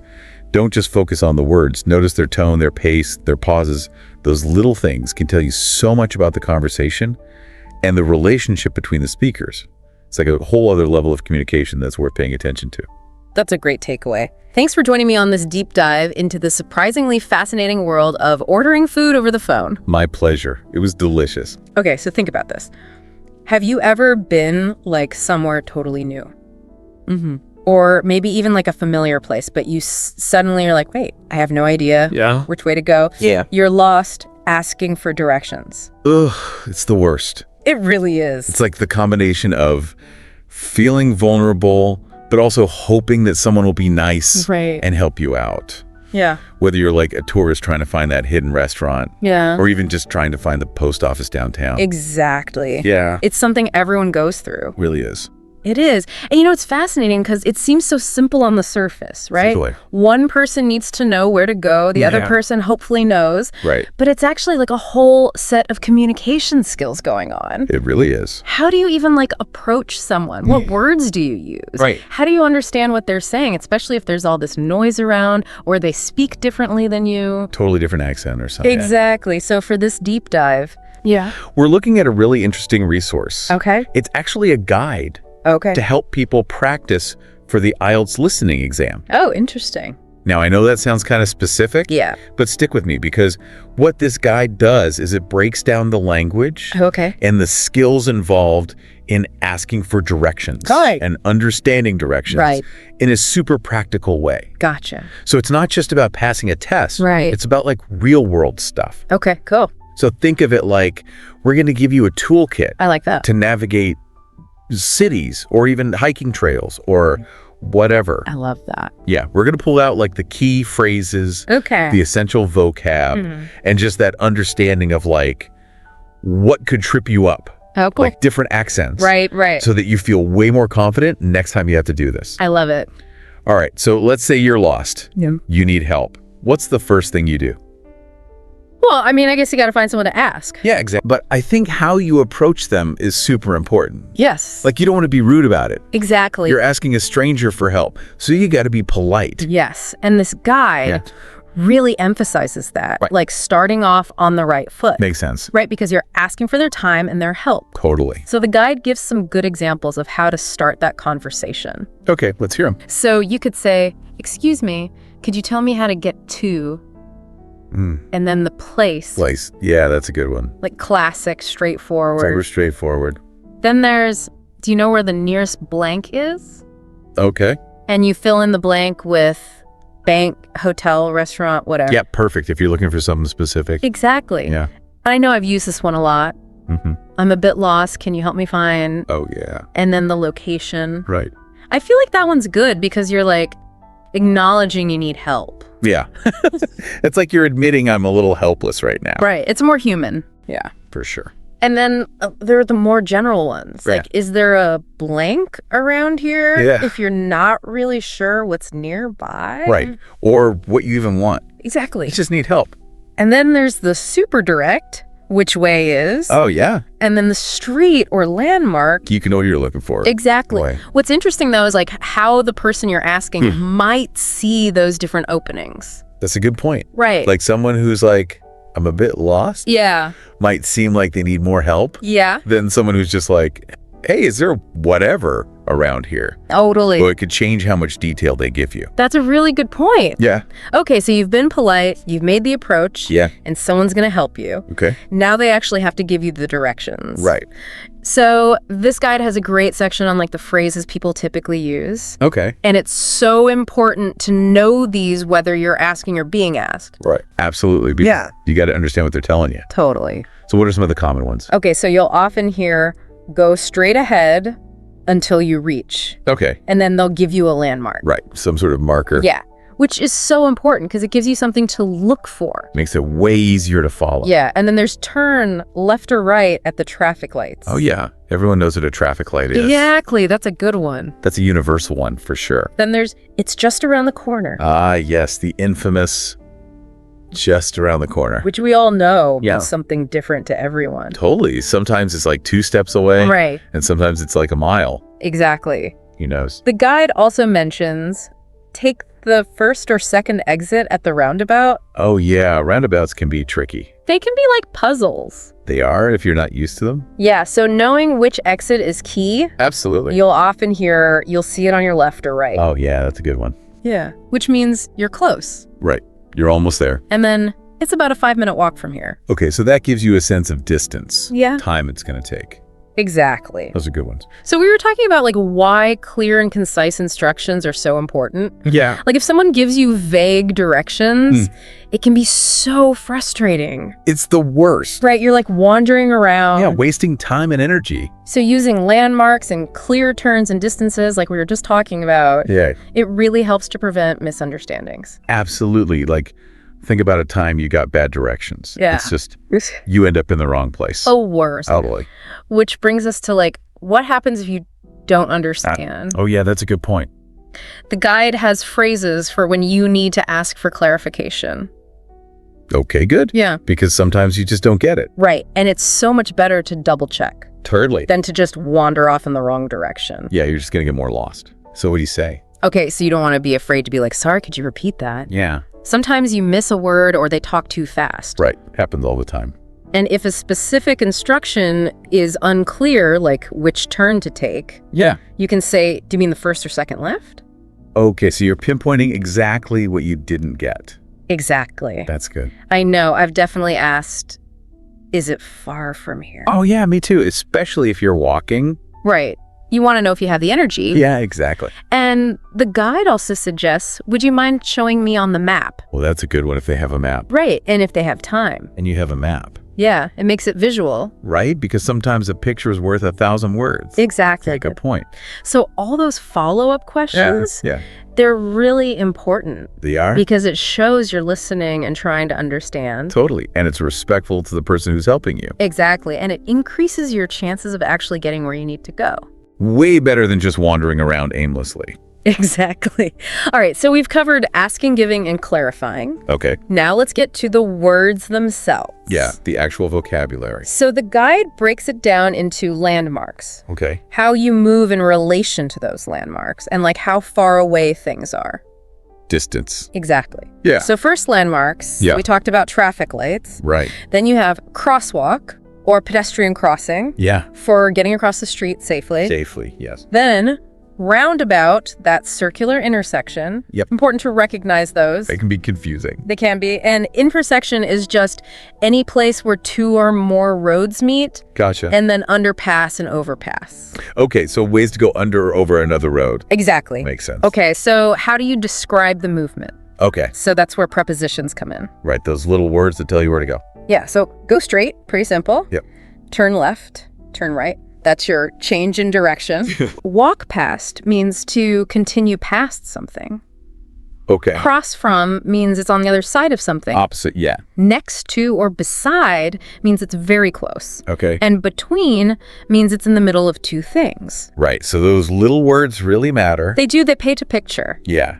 Like if you don't understand the difference between past and next You to... could end up in the wrong spot. Totally. Okay, so then we have distance. So Okay. it's just a short walk away. Okay, love to hear that one. Right. It's about half a mile from here. Okay, a little more specific. And then there's you'll need to take a bus or taxi. Okay, so that means it's a little further. Yeah. So knowing these terms helps you figure out like how much effort. Yeah, how long it's going to take. Yeah, is this a quick trip or do I need to plan for this? Right. Exactly. So understanding all this vocab, it really empowers you It does. because if you know what things are called, Right. you can ask better questions and you can understand the answers. Way better, yeah. So the guide gives us some sample conversations. Okay, I like those. Yeah, they're really helpful. Yeah. They put everything into context. Totally. Let's hear them. Okay, so the first one, someone's asking for the nearest bank. Okay, classic scenario. Yeah, so the tourist says, "Excuse me, could you tell me where the nearest bank is?" All right, straight to the point. Yeah, and the local says, "Sure, there's one on King Street. Go straight down this road, turn left at the traffic lights, and it's on your right next to the post office." Okay, so lots of good landmarks in there. Right. Traffic lights, post office. Exactly. Easy to spot. And then the tourist says, "Thanks," as if... Okay, good can't follow-up. say. Always good to check. And the local says, "No, just a 5-minute walk." All right, That's so too bad. so what jumps out there is turn left, Yeah. the traffic lights, and then on your right next to the post office. Right. All those landmarks make it easy to visualize. Yeah, and the 5-minute walk. Yeah, it gives you a sense of the distance. Exactly. Cool. Okay, the second one is someone looking for a restaurant. Okay. So the visitor says, "Hi, do you know if there's a good Italian restaurant nearby?" All right, so they have a specific cuisine in mind. Yes. Cool. And the local says, "Yes, Mario's is just around the corner. Walk past the supermarket, take the second left, and you'll see it opposite the park." Okay, a lot of information there. Yeah. But good landmarks. Yep. Supermarket park. And the visitor just says, "Great, thanks." Sounds like they got it. They're good. Okay. So in that one, we see just around the corner, Yeah. we see walk past another landmark Right. and the second left. Yeah. So you know which turn to take. Exactly. And then opposite the park. Right. So again, relative to another landmark. Exactly. Makes it easy to picture. Okay, last one. Okay. This is about getting to the train station. Okay. Another common one. Yeah. So the traveler says, "I need to get to the central train station. Can you help?" Right. Simple request. And the local says, "Of course, go straight for 2 blocks, then take the underpass to cross the road. The station entrance is on the other side." Wow, that's helpful. Yeah, very specific. Very specific. And then the traveler asks, "Should I take a bus?" Good question. Yeah. Wants to know if it's walkable. And the local says, "No, it's only a 10-minute walk." Oh, nice. So they can walk it. Yeah. Cool. So we get the distance in 2 blocks. Yeah. We get that specific instruction to use the underpass. Right. And we get the walking time, 10-minute walk. Yeah, that's really helpful. So these conversations show us how, like, These directions can be so specific and practical. They're not just vague ideas. They're like actionable instructions. Exactly. And it shows how you need a bunch of different types of information to paint that clear picture. Totally. Like you need the landmarks, you need the turns, you need the distances. Exactly. Otherwise, it just gets confusing. Totally. So now there's one more thing the guide talks about, and that is that English is not spoken the same way everywhere. Ah, yes, the accent issue. It's a big one. It is, because even if you know all the words and phrases, if someone's pronunciation is different or they use different words for things, it can really throw you off. Oh, absolutely. So this is something to be aware of, especially if you're traveling. Especially if you're traveling. Yeah, or talking to people from different places. Yeah, because English is spoken all over the world. Yeah. So you're going to encounter variations. So the guide gives some examples. Okay. Like in the UK, you might hear someone say roundabout. Yeah. But in the US, they'd probably say traffic circle. Oh, that's interesting. Same thing, different word. Exactly. And what Americans call a sidewalk, Yeah. Brits usually call a pavement. Okay. So you got to know what they mean. Yeah. Even if the word is different. And Australians would probably say petrol station. Right. Not gas station. Exactly. Yeah, that's a good one. And it's not just the words themselves, it's the pronunciation. Yeah. Accents can be thick. Yeah. And sometimes it's hard to even recognize the word. It is. Yeah. So the guide recommends listening to different accents, That's a good idea. like podcasts, movies, online videos. Yeah. Just to train your ear. Yeah. Get used to the different sounds. Because we really rely on not just knowing the words, but Yeah. also how they sound. Totally. So when that changes, it can be tough. It can be like deciphering a code. Yeah. Yeah. So just being aware that these differences exist is the first step. That's a good point. And the more you listen to different accents, Yeah. the better you'll get at understanding. Even if you don't recognize every word. Exactly. Yeah. So as we wrap up our deep dive on navigating cities and asking for directions, what are the key takeaways? Okay, so I think the most important thing is to be polite when you're asking. Yes, Like a simple, goes a long way. it really does. It shows respect. And when you're giving directions, be clear. Yeah. Use landmarks, use turns, use estimated distances. Right. Give them as much information as possible Yeah. so they don't get lost. And if you're asking, Yeah. don't be shy about asking for clarification. Yes, please ask. Right, it's way better to ask twice than to get lost. Way better than wandering around for an hour. Totally. Yeah. And lastly, be aware of accents. Yeah. English has a ton of them, Right. and they can use different words for the same things. Right. Even if you know all the textbook definitions, Yeah, you got to be prepared for those real-world variations. you do. Yeah.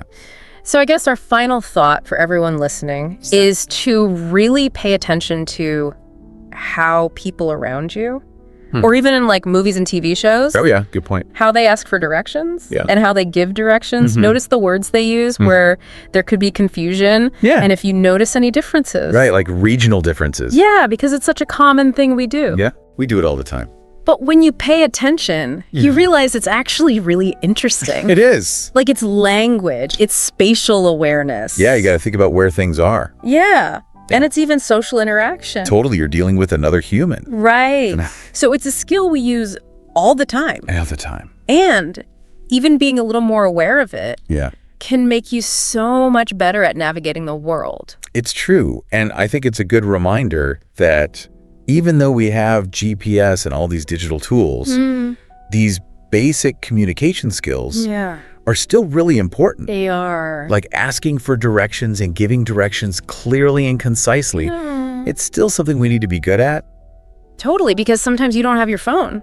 Right. Or the GPS is wrong. Exactly. So Yeah. it's all about connecting with other humans. Absolutely. And finding our way. I love it. Yeah, It's a good skill to have. it is. All right, so we're diving deep today into the world of IELTS. That's the International English Language Testing System. Yep, that's the one. Now, whether you're actually prepping for the exam or just, interested in how to really nail language tests in general, this one's going to be pretty insightful, I think. We've got this almost like a behind-the-scenes look at a study group getting ready for the IELTS. Yeah, think of it like we're giving you the cheat sheet to their strategies, right? Yeah. We've gone through all their stuff so you don't have to. You get the good stuff, the shortcuts, without all that slogging through textbooks. Exactly.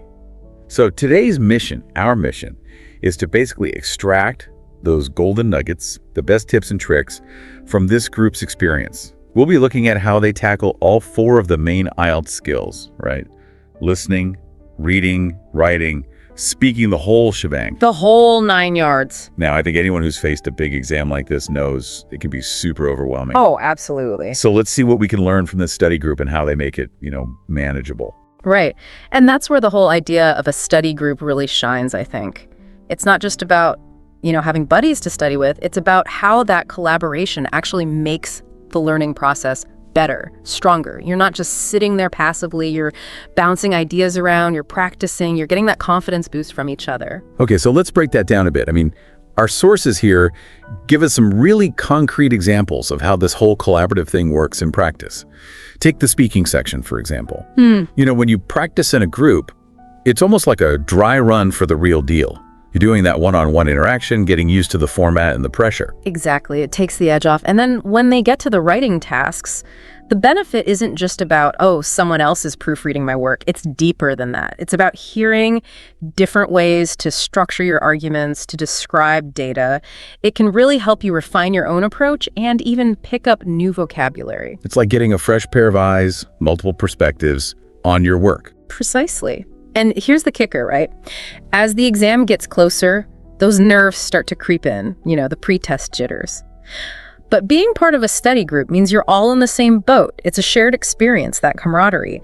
And that can be a huge motivator to keep pushing, keep focused when things get tough. It's like having a support system built right in. Absolutely. So our sources take us right into one of their study sessions a week before the big day.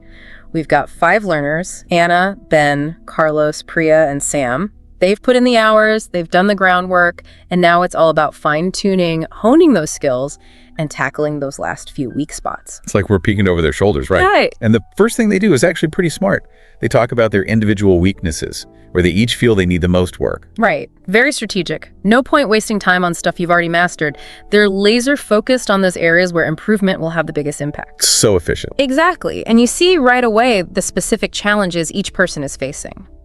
So Ben, for example, he's pretty anxious about the speaking test, particularly speaking part 2. Ah, that one where you have to talk for like a minute or 2 on a topic they give you. Yeah, the dreaded long turn. He's finding it hard to keep the words flowing, to fill that time and sound natural. I can relate to that. Yeah.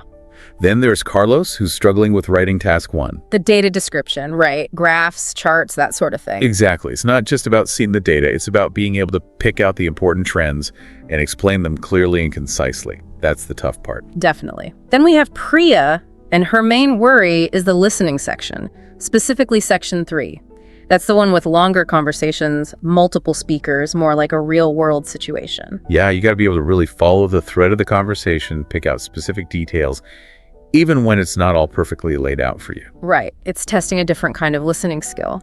And then we have Sam, who's battling the clock in the reading section. Those academic passages, they can be dense. No kidding. And time management is everything in that section. You got to be able to read effectively and answer all the questions in the time limit. A real pressure cooker. Absolutely. So what's interesting is how they decide to use their remaining study time together. Sam suggests breaking it down, focusing on speaking and listening first, then moving on to writing and reading. Makes sense, right?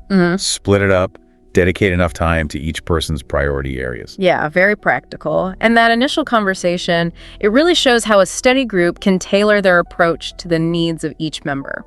Okay, so they jump right into practicing speaking part 2, the dreaded long turn. Anna seems to be the most organized one. She's brought some cue cards. Always comes prepared. Right. The first example they use is, describe a time when you helped someone. And they've got these subpoints to guide the speaker, like, who did you help? How did you help them? Why did you decide to help them? And how did you feel afterwards? Gives them a framework, some direction. Exactly. So Ben volunteers to go first. Brave soul. He talks about helping his elderly neighbor, Mrs. Lee, with her grocery. A classic good deed. Right. He tells the story, explains why he decided to help, mentions how good it made him feel, even that Mrs. Lee baked him cookies as a thank you. Sweet. Right. But here's where the peer feedback kicks in, and this is so valuable. Priya points out that while the story was good, Ben could add more detail to really use up those 2 minutes. Maybe describe the groceries, Mrs. Lee's reaction, paint a more vivid picture. That's great advice, actually. It's not just about hitting the time limit. It's about using that time effectively. Exactly. And then Carlos chimes in with another tip, using linking words, things like because. So, for example, these words help connect the ideas, make the speech flow better. Makes it sound more natural, less choppy. Precisely. So then it's Carlos's turn. He describes a time he tutored his friend Juan in math. Tutoring, that's another classic good deed. It is, and again, the feedback is specific and helpful. Anna actually praises Carlos for using those linking words effectively, how it made his explanations smoother and easier to follow. It's reinforcement, right. They're reminding each other to actively use these language tools. Exactly. They even go through another round with different cue card topics. This repetition, this practice of generating spontaneous speech on various subjects, it's so key for building confidence and fluency. You get more comfortable thinking on your feet. Absolutely. This whole speaking part 2 practice really highlights how constructive feedback from your peers can make a huge difference. It improves your fluency, your coherence, even your vocabulary. Yeah, it's like having a personal coach right there with you. Exactly. And you know what? Our source actually provides Exercise 1, Speaking Part 2 Practice. It suggests creating your own cue cards, maybe on topics like a book you enjoyed, a place you'd like to visit, or a memorable holiday. The key is taking turns, timing each other, and giving feedback on fluency, vocabulary, and time management.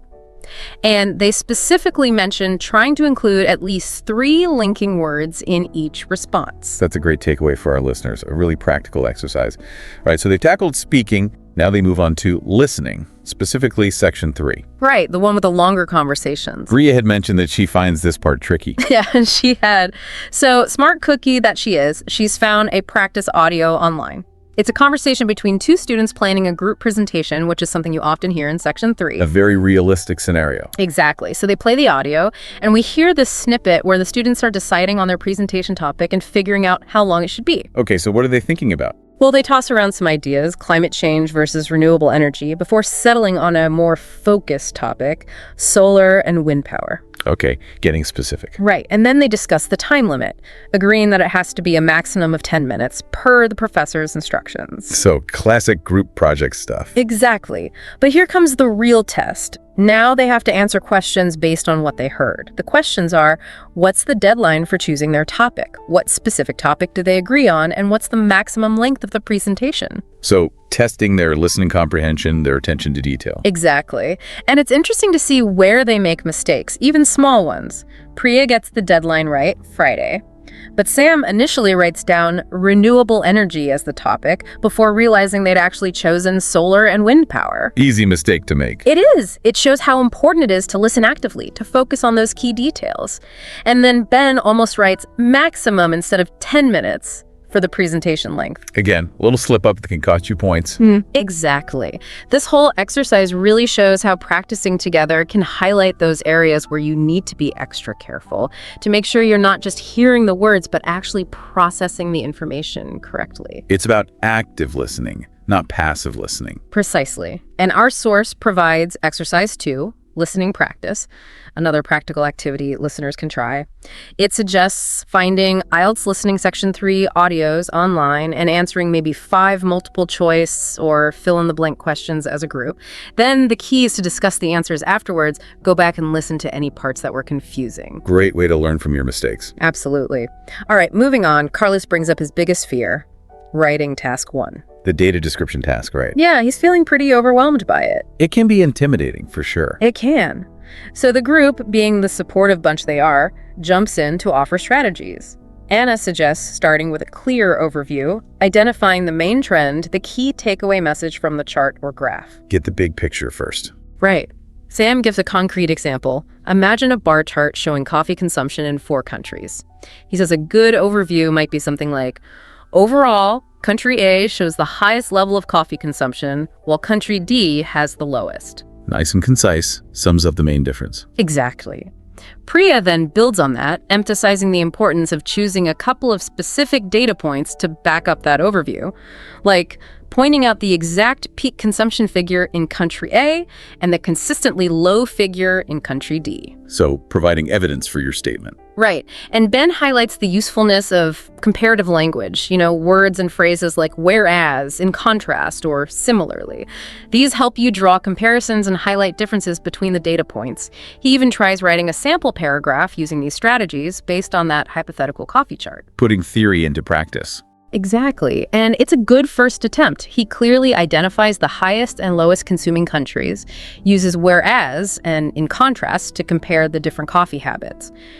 Anna gives positive feedback, but she also suggests checking if the chart shows any trends over time, and if so, including that in the overview. It's about adding layers of analysis, going beyond the basic description. Precisely. This back and forth discussion really helps break down writing task 1 into smaller, more manageable steps.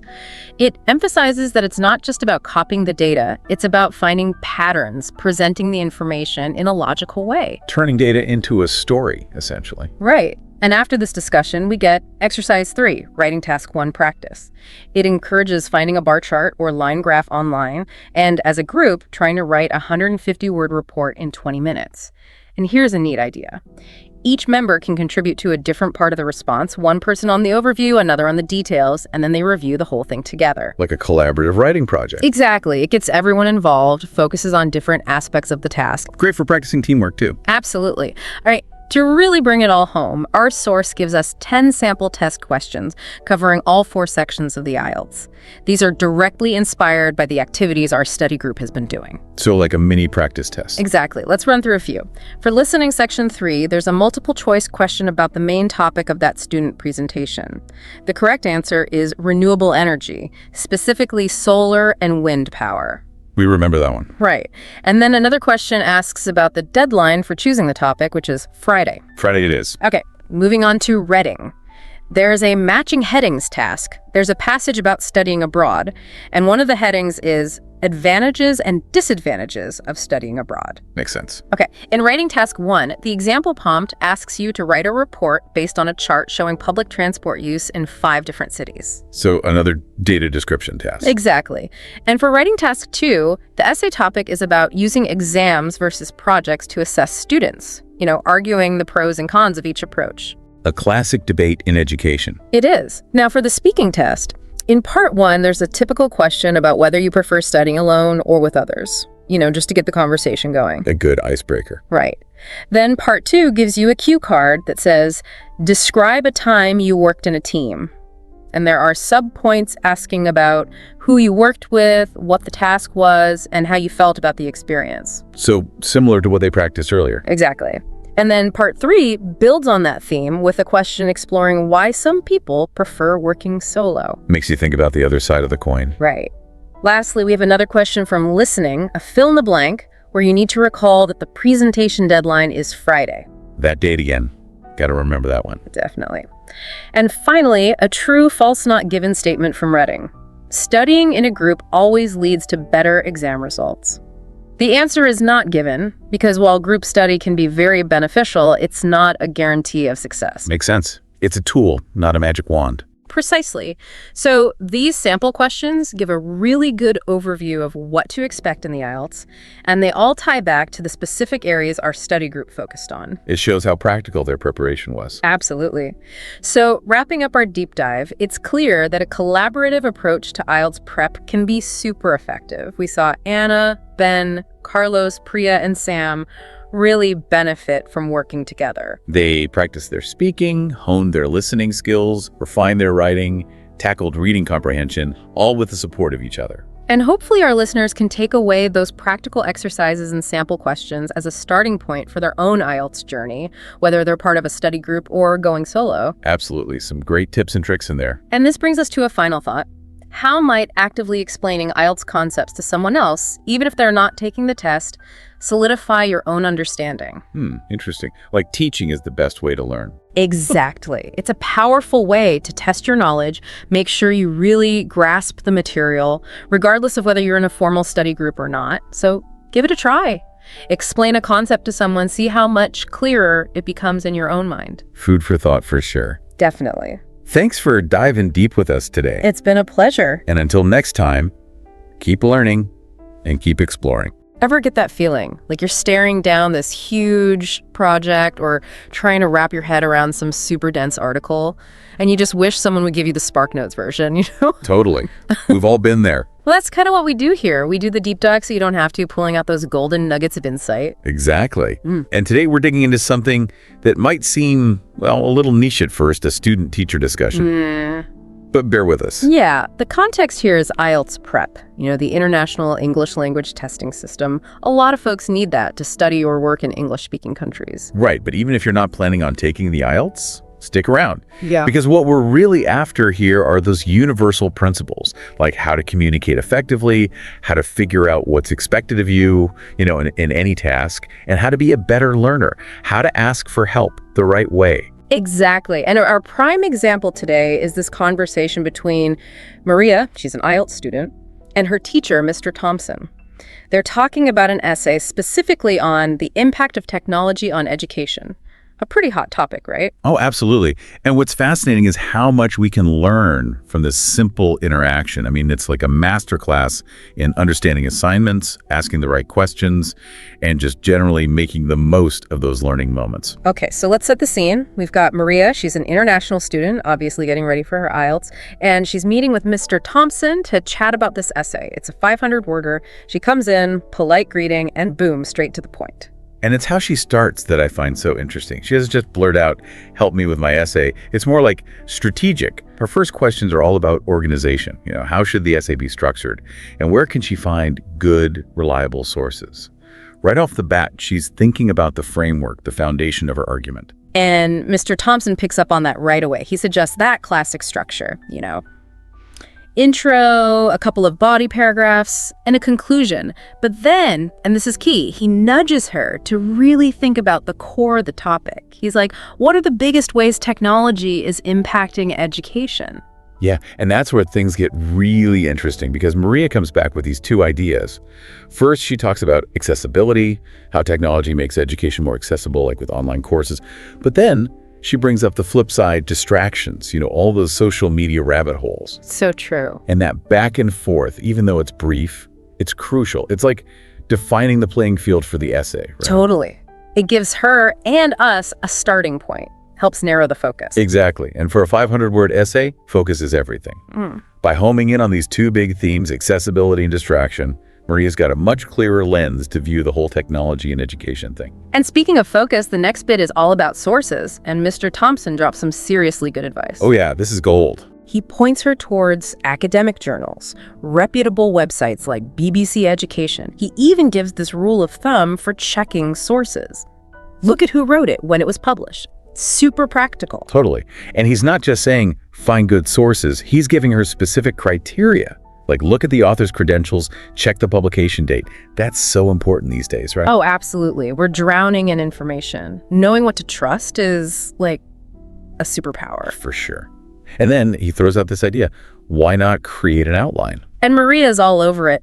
She proposes a structure, intro technology and education, then body paragraph 1, accessibility, body paragraph 2, distractions, and wrap it up with a conclusion that brings it all together, a balanced view. It's beautiful. So simple, but so powerful. Having a roadmap like that makes the whole essay writing thing seem way less intimidating. It's like having a GPS for your thoughts. Exactly. And then Maria hits him with this super relatable question. She's like, how many examples do I need? Like many students, anyone tackling a project, they wonder about that. And Mr. Thompson's answer is so on point. He's all about quality over quantity. A few solid examples are better than a ton of weak ones. He even gives a specific example, talking about platforms like Coursera, as a concrete illustration of accessibility. It's making it real for her, bringing it down to earth. Totally. It's one thing to talk about concepts, but having those real-world examples makes it click. Right. Examples make your arguments stronger. It's not about name dropping. It's about proving your point. And then we see Maria taking charge. Oh yeah, she's on top of it. She mentioned she's aiming to finish a draft early so she has time to look it over. And Mr. Thompson, without missing a beat, offers to give her feedback, via email. Now that's initiative, both of them. It's that proactive mindset. And it's so important, right? Planning ahead, seeking feedback, using it to improve. It's not just about IELTS, it's about life. Absolutely. It shows dedication and a willingness to learn and grow. But what's even more interesting? Let's shift gears a bit. Let's look at how they're communicating. The language itself. That's where the real gems are hidden. Okay, I'm intrigued. From the get-go, there's this politeness, this formality. Like Maria's opening, "Good afternoon, Mr. Thompson.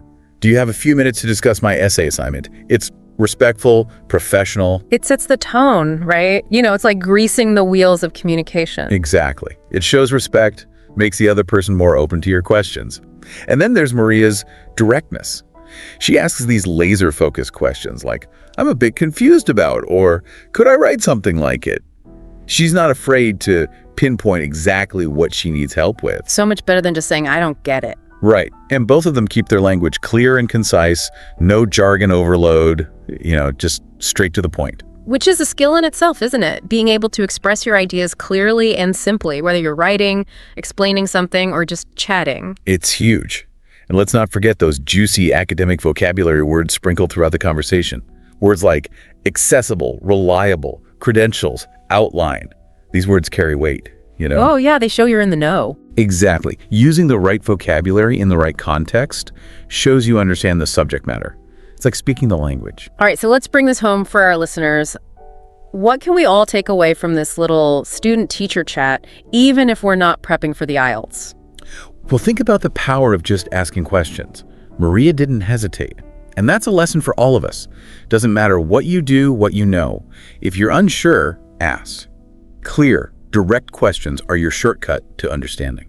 And that whole planning and structuring thing, the outline Mr. Thompson suggested, that's not just for essays, right? Not at all. Break down any complex task into smaller chunks, give it a structure, presentations, proposals, even planning a party. It makes everything less overwhelming and sets you up for success. Right. And remember those source checking tips. In this age of information overload, knowing how to evaluate sources, thinking critically about who's saying what and why, that's a survival skill. Absolutely. And then there's the power of feedback. Maria wanting Mr. Thompson's input on her draft. That's huge. Getting that outside perspective, whether it's from a teacher, a mentor, a colleague, it can reveal blind spots, help you improve. So much gold in this one little conversation. It's true. It's like a microcosm of effective learning and working. And as you've been listening, maybe you've been thinking about times when you nailed it, asked the right questions, made a plan, got feedback. These aren't just academic theories, they're tools for success in any field. It all comes down to communication, really. Yeah. Being proactive, knowing how to ask for what you need, structuring your work, and being open to feedback. Exactly. And this whole conversation makes me wonder, how often do we hold back from asking questions? Maybe we're afraid to seem clueless. But think about it. How many aha moments are we missing out on because we don't speak up? It's a great question for all of us to ponder. Think about what you're working on right now, something you're struggling with, something you want to learn. How could you use those strategies, those clear questions, that proactive approach we saw Maria using? Food for thought, right. It's a good reminder that learning never stops.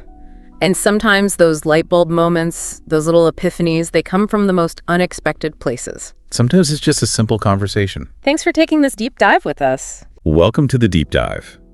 You've shared some really interesting stuff with us. Articles and notes all kind of circling around how we understand those everyday conversations. Today, we're going to really focus in on one very common scenario, inquiring about a gym membership.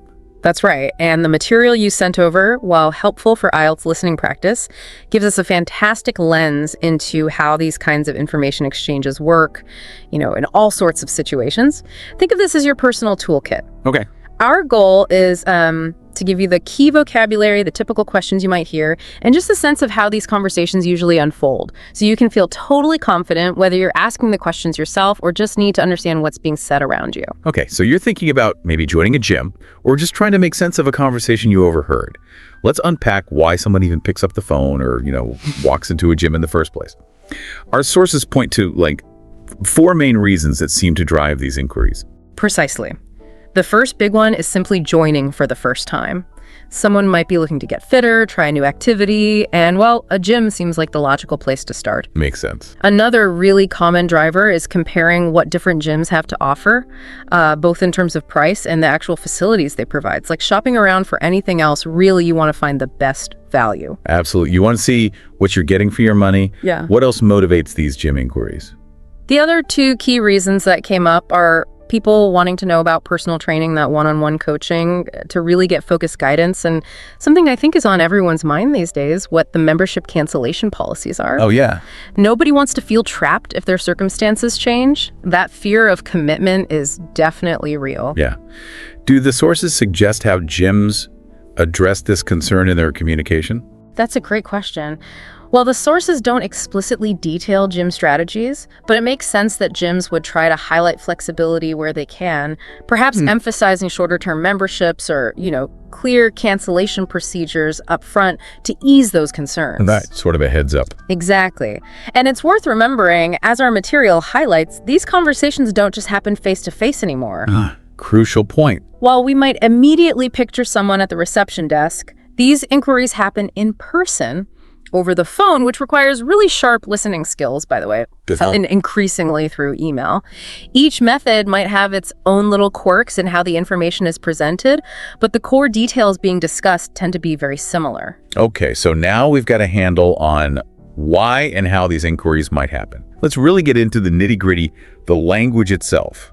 What are some of the key words and phrases you're likely to hear when gym memberships come up? There's definitely a specific vocabulary. Let's start with the different types of memberships. The most basic is a monthly membership, where you pay a set fee every month. Pretty straightforward, like you said. Then we have the annual membership. Yes, and generally, though not always, committing to a full year with an annual membership where you pay a lump sum up front, it usually works out to be more cost-effective in the long run than paying month by month. Right, makes sense. Then there's the option of pay-as-you-go. I like the sound of that, the ultimate flexibility. Me too. No strings attached, kind of. Exactly. Pay-as-you-go means you only pay for the times you actually use the gym, so there's usually no ongoing contract. And we should also mention potential savings, like a student discount for those who are in education. Always good to check. And corporate memberships, where your employer might have negotiated a special rate. Always worth asking about those. Definitely good to know about those potential ways to save a few quid. Now, beyond just how you pay, what about what you actually get access to? The machines, the classes, the gym itself. Right. When we talk about gym facilities and services, you'll definitely hear about cardio machines. These are the workhorses of many gyms, things like treadmills you run on, elliptical trainers, and stationary bikes, the equipment designed to get your heart pumping. Then there's weight training, and this covers everything from individual weights like dumbbells and barbells to resistance machines. These are the machines, in the weight room that use either stacked weights or cables to provide resistance for specific muscle groups. Gotcha. And for those of us who enjoy a bit of group energy or prefer a structured class. You've got group classes. Think things like yoga, where you focus on flexibility and mindfulness, high-energy Zumba dance workouts, or spin classes on stationary bikes. These are often included in your membership, which is a bonus. Nice. And if you're looking for more tailored guidance, there's always the option of hiring a personal trainer who will work with you one-on-one to achieve your fitness goals. These sessions usually come at an extra cost, though. Right, something to budget for. Exactly. And let's not forget the practicalities. Yeah. Locker rooms and showers, the basic changing facilities you'll need. All the essentials you'd expect. Yeah. So let's flip the script. If you're the one making the inquiry, what are some of the typical questions the gym staff might ask you, or that you should be prepared to answer? Or maybe questions you should ask them. Good point. The source gives us some really common ones you might ask, like, what are your membership options? To get their overview. Okay, or sure. Do you offer a free trial? Which is a fantastic way to, test the waters before committing. Definitely. Financially, you'll probably want to ask, are there any joining fees? Always check for hidden costs. Yes, good tip. And practically, things like, what are your opening hours? And importantly, getting back to that commitment issue, can I cancel anytime? Or maybe, what's the cancellation policy? Those are all incredibly useful to anticipate asking. Now, our sources take it a step further and provide some actual example conversations that you might encounter. Yeah. Let's dive into the first one, which focuses on asking about membership fees. Okay. In this scenario, a potential customer walks in and gets straight to the point, asking about the different membership plans available.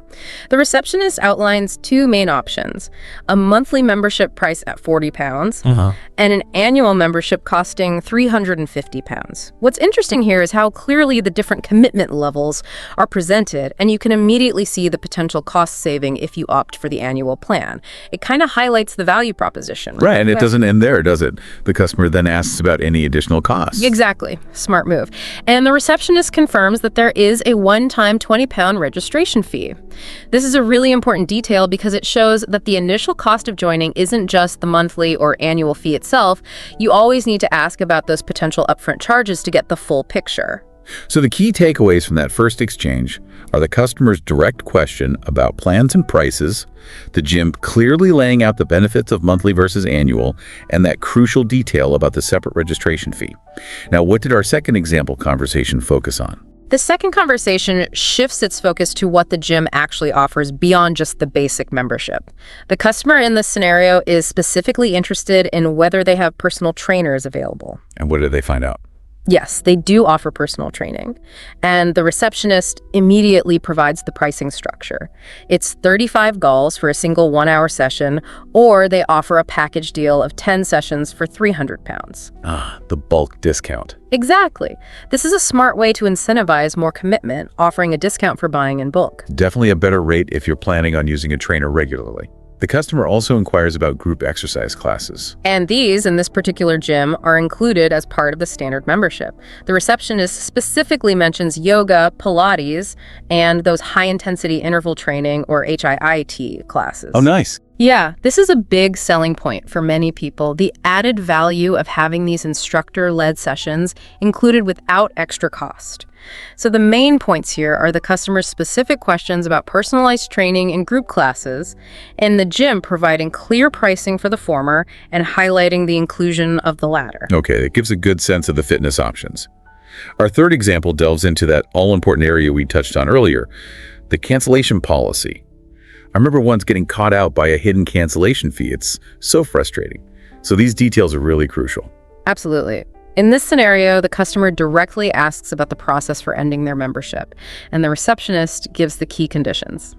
You can cancel your membership, but there's a requirement of 30 days notice. Okay. And also a £10 cancellation fee applies. So not quite as simple as just stopping your payments, you know? Right. Those conditions are really important to be aware of upfront. Definitely need that heads up. Exactly. The main things to note here are the direct question about cancellation and the gym clearly stating both the required notice period and the associated fee. This is the kind of detail that can save you unexpected costs and headaches down the line, so really listening for those specifics is key.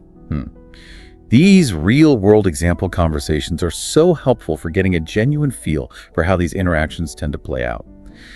Now, shifting gears slightly, our sources also offer some really practical tips for improving your listening skills in these kinds of situations, especially if you're preparing for something like the IELTS exam. Yeah, and these are valuable for anyone wanting to get better at understanding spoken information, really. The first key tip is to actively listen for numbers. Prices for memberships and personal training, the duration of contracts, any fees involved. These are almost always expressed numerically and are often critical pieces of information you need to grasp. That makes total sense. Numbers can be easy to gloss over if you're not specifically trying to catch them, right? What's the next piece of advice? The next important thing is to pay close attention to any mention of discounts or promotions. Words like student discount, corporate rate, or special offer can signal opportunities to save money. So being alert to these terms is really worthwhile. Definitely something most people would be keen to hear. Absolutely. Who doesn't love a good discount? True. Then the sources emphasize the importance of noting any conditions that are mentioned. This could be whether there's a long-term contract involved, the flexibility of different membership types, or, as we've just discussed, the specifics of the cancellation policy. Understanding these terms and conditions is absolutely crucial for making an informed decision and avoiding surprises later on. Yeah, the fine print, basically. And finally, a really practical way to boost your skills overall. Yes, the recommendation is to actively practice with recordings of similar conversations. The more you expose your ears to dialogues about gym memberships or other service-based inquiries, whether they're designed for language learning or just natural everyday conversations you find online, the better you'll become at recognizing the key vocabulary, following the flow of the conversation, and extracting the essential information. So some really actionable steps you can take to sharpen your listening comprehension. Now, to really put our understanding to the test and maybe give you, our listener, a little quiz, the sources we looked at included some sample IELTS listening questions based on those conversations we just analyzed. Exactly. These are designed to see if you picked up on those specific details we discussed. So the first question is, how much is the annual membership in Conversation 1? And your options are A, 40 pounds, B, 350 pounds, or C, 20 pounds. What did you take away from that listening in? Well, I remember in that first conversation, they mentioned the monthly fee was 40 pounds and the annual was significantly more at 350 pounds. The 20 pounds was that one-off registration fee. So the correct answer there is B, 350 pounds. That's spot on. Nicely done. Okay, second question. What is the cost of a single personal training session in Conversation 2? With the choices being A, 30 pounds, B, 35 pounds, or C, 300 pounds. That was also pretty clear in the second example. They said a single session was 35 pounds and the package of 10 was 300 pounds. So the answer must be B, 35 pounds. Correct. Once again, you're on a roll. And the final question. How much notice is required for cancellation in Conversation 3? With the options A, 7 days, B, 30 days, or C, no notice needed. We definitely heard that 30-day notice mentioned in that third conversation, along with the 10-pound cancellation fee. So the answer is B, 30 days. Fantastic. As you can see, really focusing on those specific details as you listen is what allows you to accurately understand and recall the key information in these kinds of exchanges. It's not just hearing, it's active listening. This has been a really illuminating deep dive into something that we probably all take for granted, just, asking about a gym membership. But as we've seen, there's a whole layer of specific language and common scenarios involved. It really highlights how important it is to be an active listener, not just for exams, but for navigating all sorts of everyday situations where information is being exchanged. Absolutely. We've covered the main reasons why someone might inquire, the crucial vocabulary around membership types and gym facilities, the typical questions you're likely to hear, and we really broke down those example conversations covering fees, facilities, and those all-important cancellation policies. Plus, we've given you some concrete strategies for improving your listening skills in these contexts. So, as you go about your day, maybe think about how the specifics of membership options and cancellation policies might vary across different types of service businesses, not just gyms. Phone contracts, streaming services. What are the key questions you should always be ready to ask no matter what you're considering signing up for? It's all about being informed and knowing exactly what to listen for so you can make the best decisions for yourself.